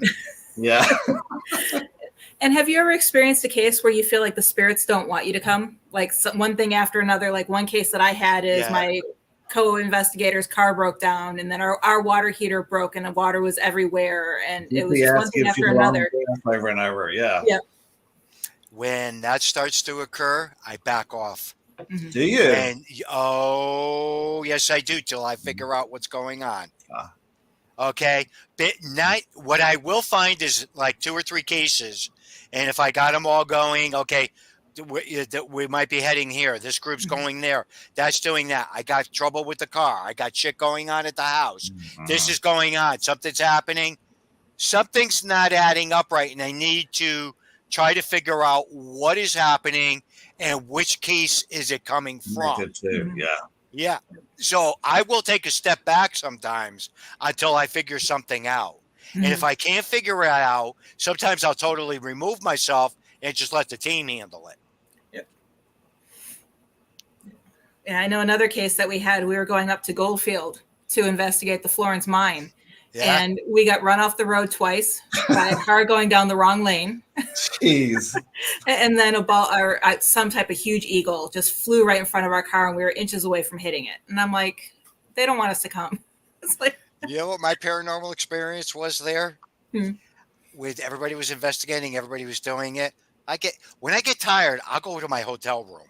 Yeah. I just go. I don't care. I'm tired. I'm done. They almost had a silver alert. I left and didn't tell nobody. Nobody can find me. Oh my God, he's gone into the portal. Yeah. Get the dusting off. Really? Oh my God. Finally, somebody's banging on my hotel door, and I open the door and I go, "What? What happened? What happened?" They go, "We didn't even know you left for 2 hours. We were ready to call the cops looking for you." Who's in charge of John? Who's watching John? That's what they say. They put everybody in charge of watching the old man. We have about 15 minutes left, and Kristen had a quick question. She says, will you take other teams out to Mystic with you? We live in New England as well. Yeah, $1,000 a person per hour. Sure. If I was doing it as far as an investigation per se, where the people, the ones that I've been involved with so far in Mystic, Connecticut, they just wanted verification. Yeah. And they wanted to know what was happening and why it was happening. They really weren't interested in doing, quote unquote, a big investigation there. With bringing people in, getting things documented. I think if somebody was interested in that, I wouldn't have a qualm with it. No. Would you bring new people into your team at this point? No. Darn. I don't give a shit. Yeah. No, I mean, it's I'm bad. sure they ask you all the time, "Can I be on your team?" But just so everyone knows, don't even bother asking you because. But it's funny because that's a terrible, terrible way to be. It really is. It's not a good way to be because then it's like, okay, well, you don't share your knowledge or you don't do this. I don't care. Okay. But also teams have an energy. There's energy within groups that affect the environment sometimes, and your energy is working with who you've got. Don't disrupt it. That's the way I believe. I mean, if it's a new group or there's new people in the group or I know the people or something, I have no qualms with going and intermingling or anything like that. Yeah, but not your official team. No. New members. Yeah. No, I got all old people here, and that's it. That's all I want. I always joke because my team is myself, my husband, and my son. And I tell everybody I know the people I'm working with are trained right. Mm-hmm. And not going home without you. So. Right. Yep. Even though sometimes after some of the investigations we've gone on, they want to go home without me. Yeah. Yeah, that's all of us. Yeah. Yeah. No, it's just a situation where I always, as many times as over the course of the years, there's been maybe a good 10 people that, I've helped and trained with demonology. And I'd say maybe out of those 10 people, I would say maybe 2 of those people I watched move forward on a positive. And the other ones I watched move forward on a negative. Yeah. Thus, taking information and using it on a destructive level. And that bothers me terribly. That bothers me terribly. Sure. One person that I took under my wings, he's a priest today. He's still a priest, doesn't want too much to do with the paranormal.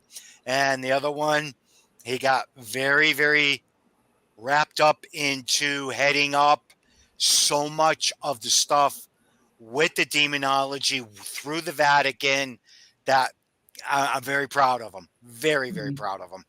Nice. But the other ones, like I said, today it's a different world because you don't know what a person's intent and purpose is. Why do they want the knowledge? Is it to For good or be evil? able to help? Right.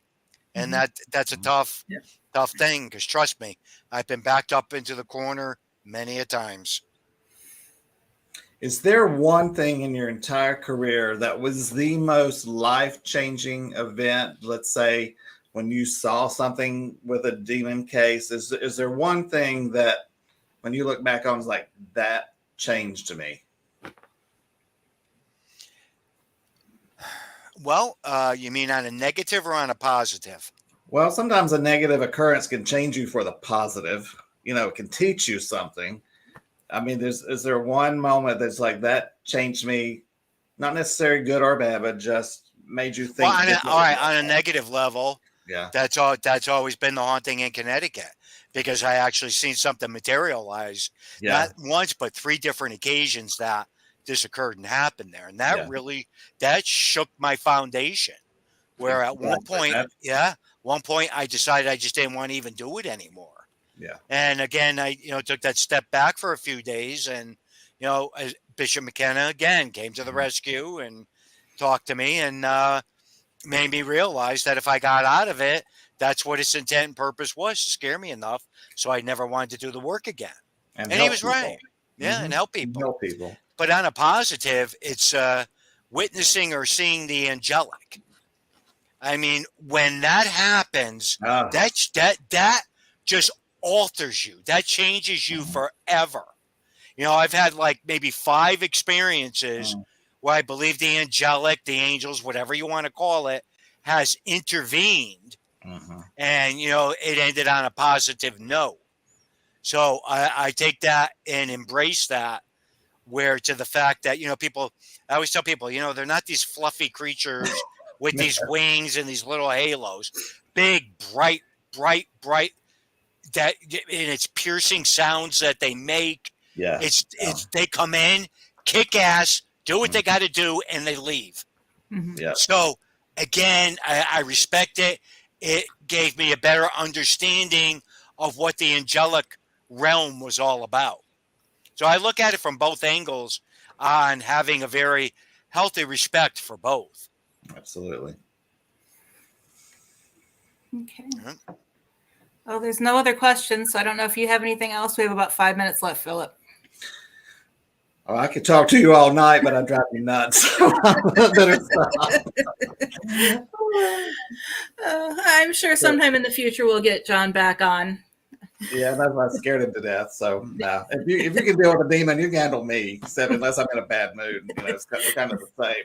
But you're just a teddy bear. That's a lot. That's a lot of us, buddy. Yeah. Exactly.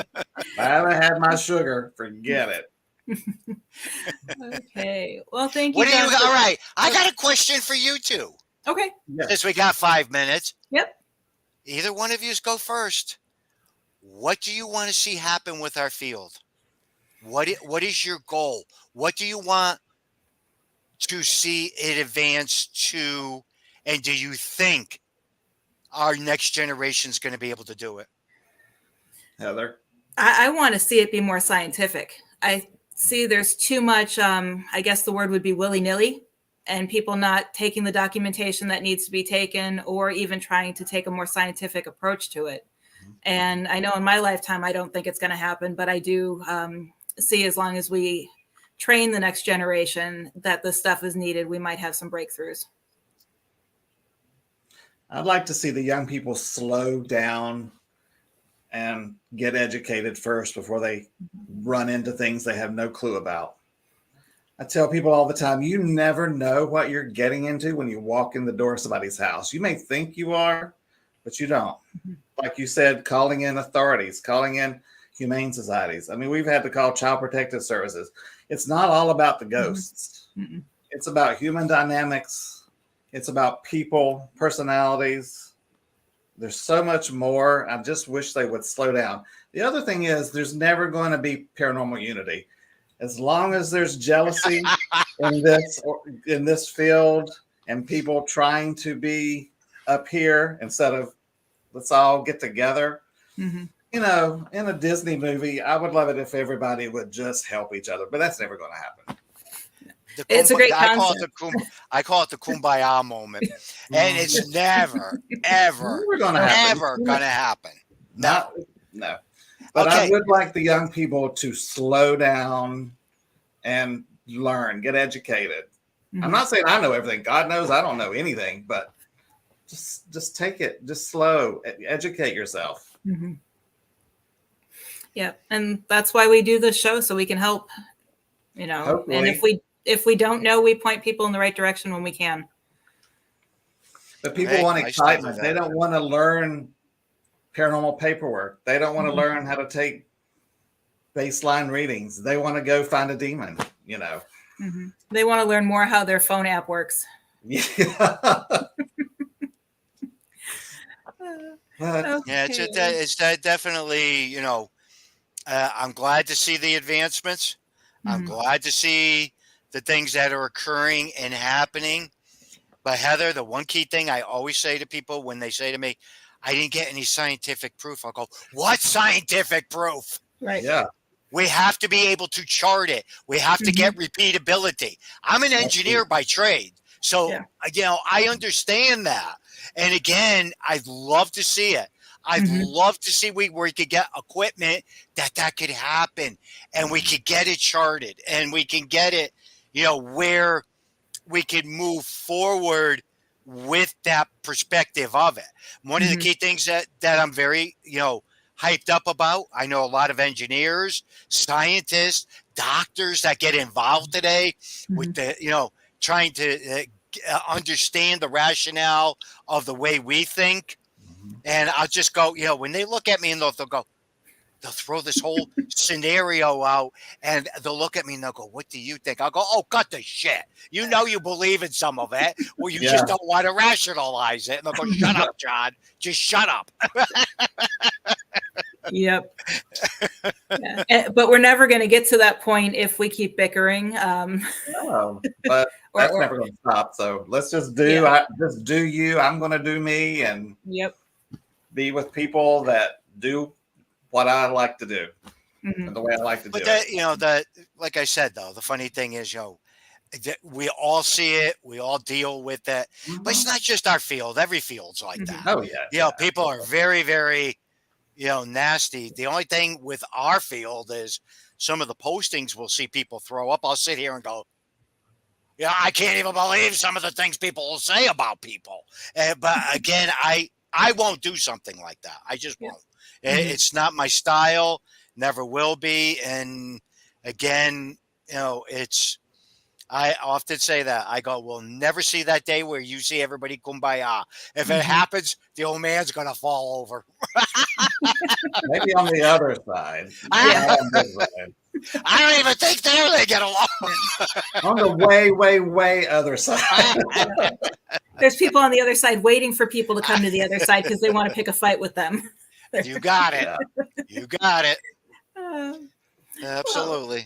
well, thank you again for joining us. It was a great Hey, it time was great talking to being you. on. I enjoyed it, and hopefully, everybody enjoyed it and got a little bit out of hearing all of us. Yeah, definitely sounds great. And hopefully in the future, once you're not as busy again, we can get you back on, because I'm sure a lot of people are going to watch this episode and have more questions for you. Oh, absolutely. There you go. Sounds Does your good to phone me. ever stop ringing? I mean, your phone you probably have to turn it off at 8 o'clock in the evening to get some peace. I mean, I would imagine you are constantly Well, the one being thing sought out. yeah, but what I do is I still have a landline. I won't give it up. I got one And, too. and I just leave the phone on out in the barn. The ones in the house are shut off. So 99% of the time, I don't even know. I'll come out and look, and then I'll call a person back. And they go, "Don't you pick the phone up in the house?" And I go, "No." Nope. I said, "They're shut off. I don't even pay attention to them." But anyhow, that again, I'm used to that because I deal with people a lot of times. I'll expect a call from, over in the UK or Yeah. Australia or something with somebody I'm working with. So if it's late at night, I can understand, Yeah. I will do something like that. Yeah. Okay. Thank you so much. It was a All right, guys. pleasure talking with you. Thank you for having me on, and everybody take care. Thank you again. And Ghost Education 101 will return July 5th. We're going to have a special July 4th episode where we have special guest musician, author, and actor Blake Best. He'll be talking about his horror projects as well as some of his paranormal activity experiences that he's had on set. So thank you again. You guys have a great night, and we'll see you soon. Good night.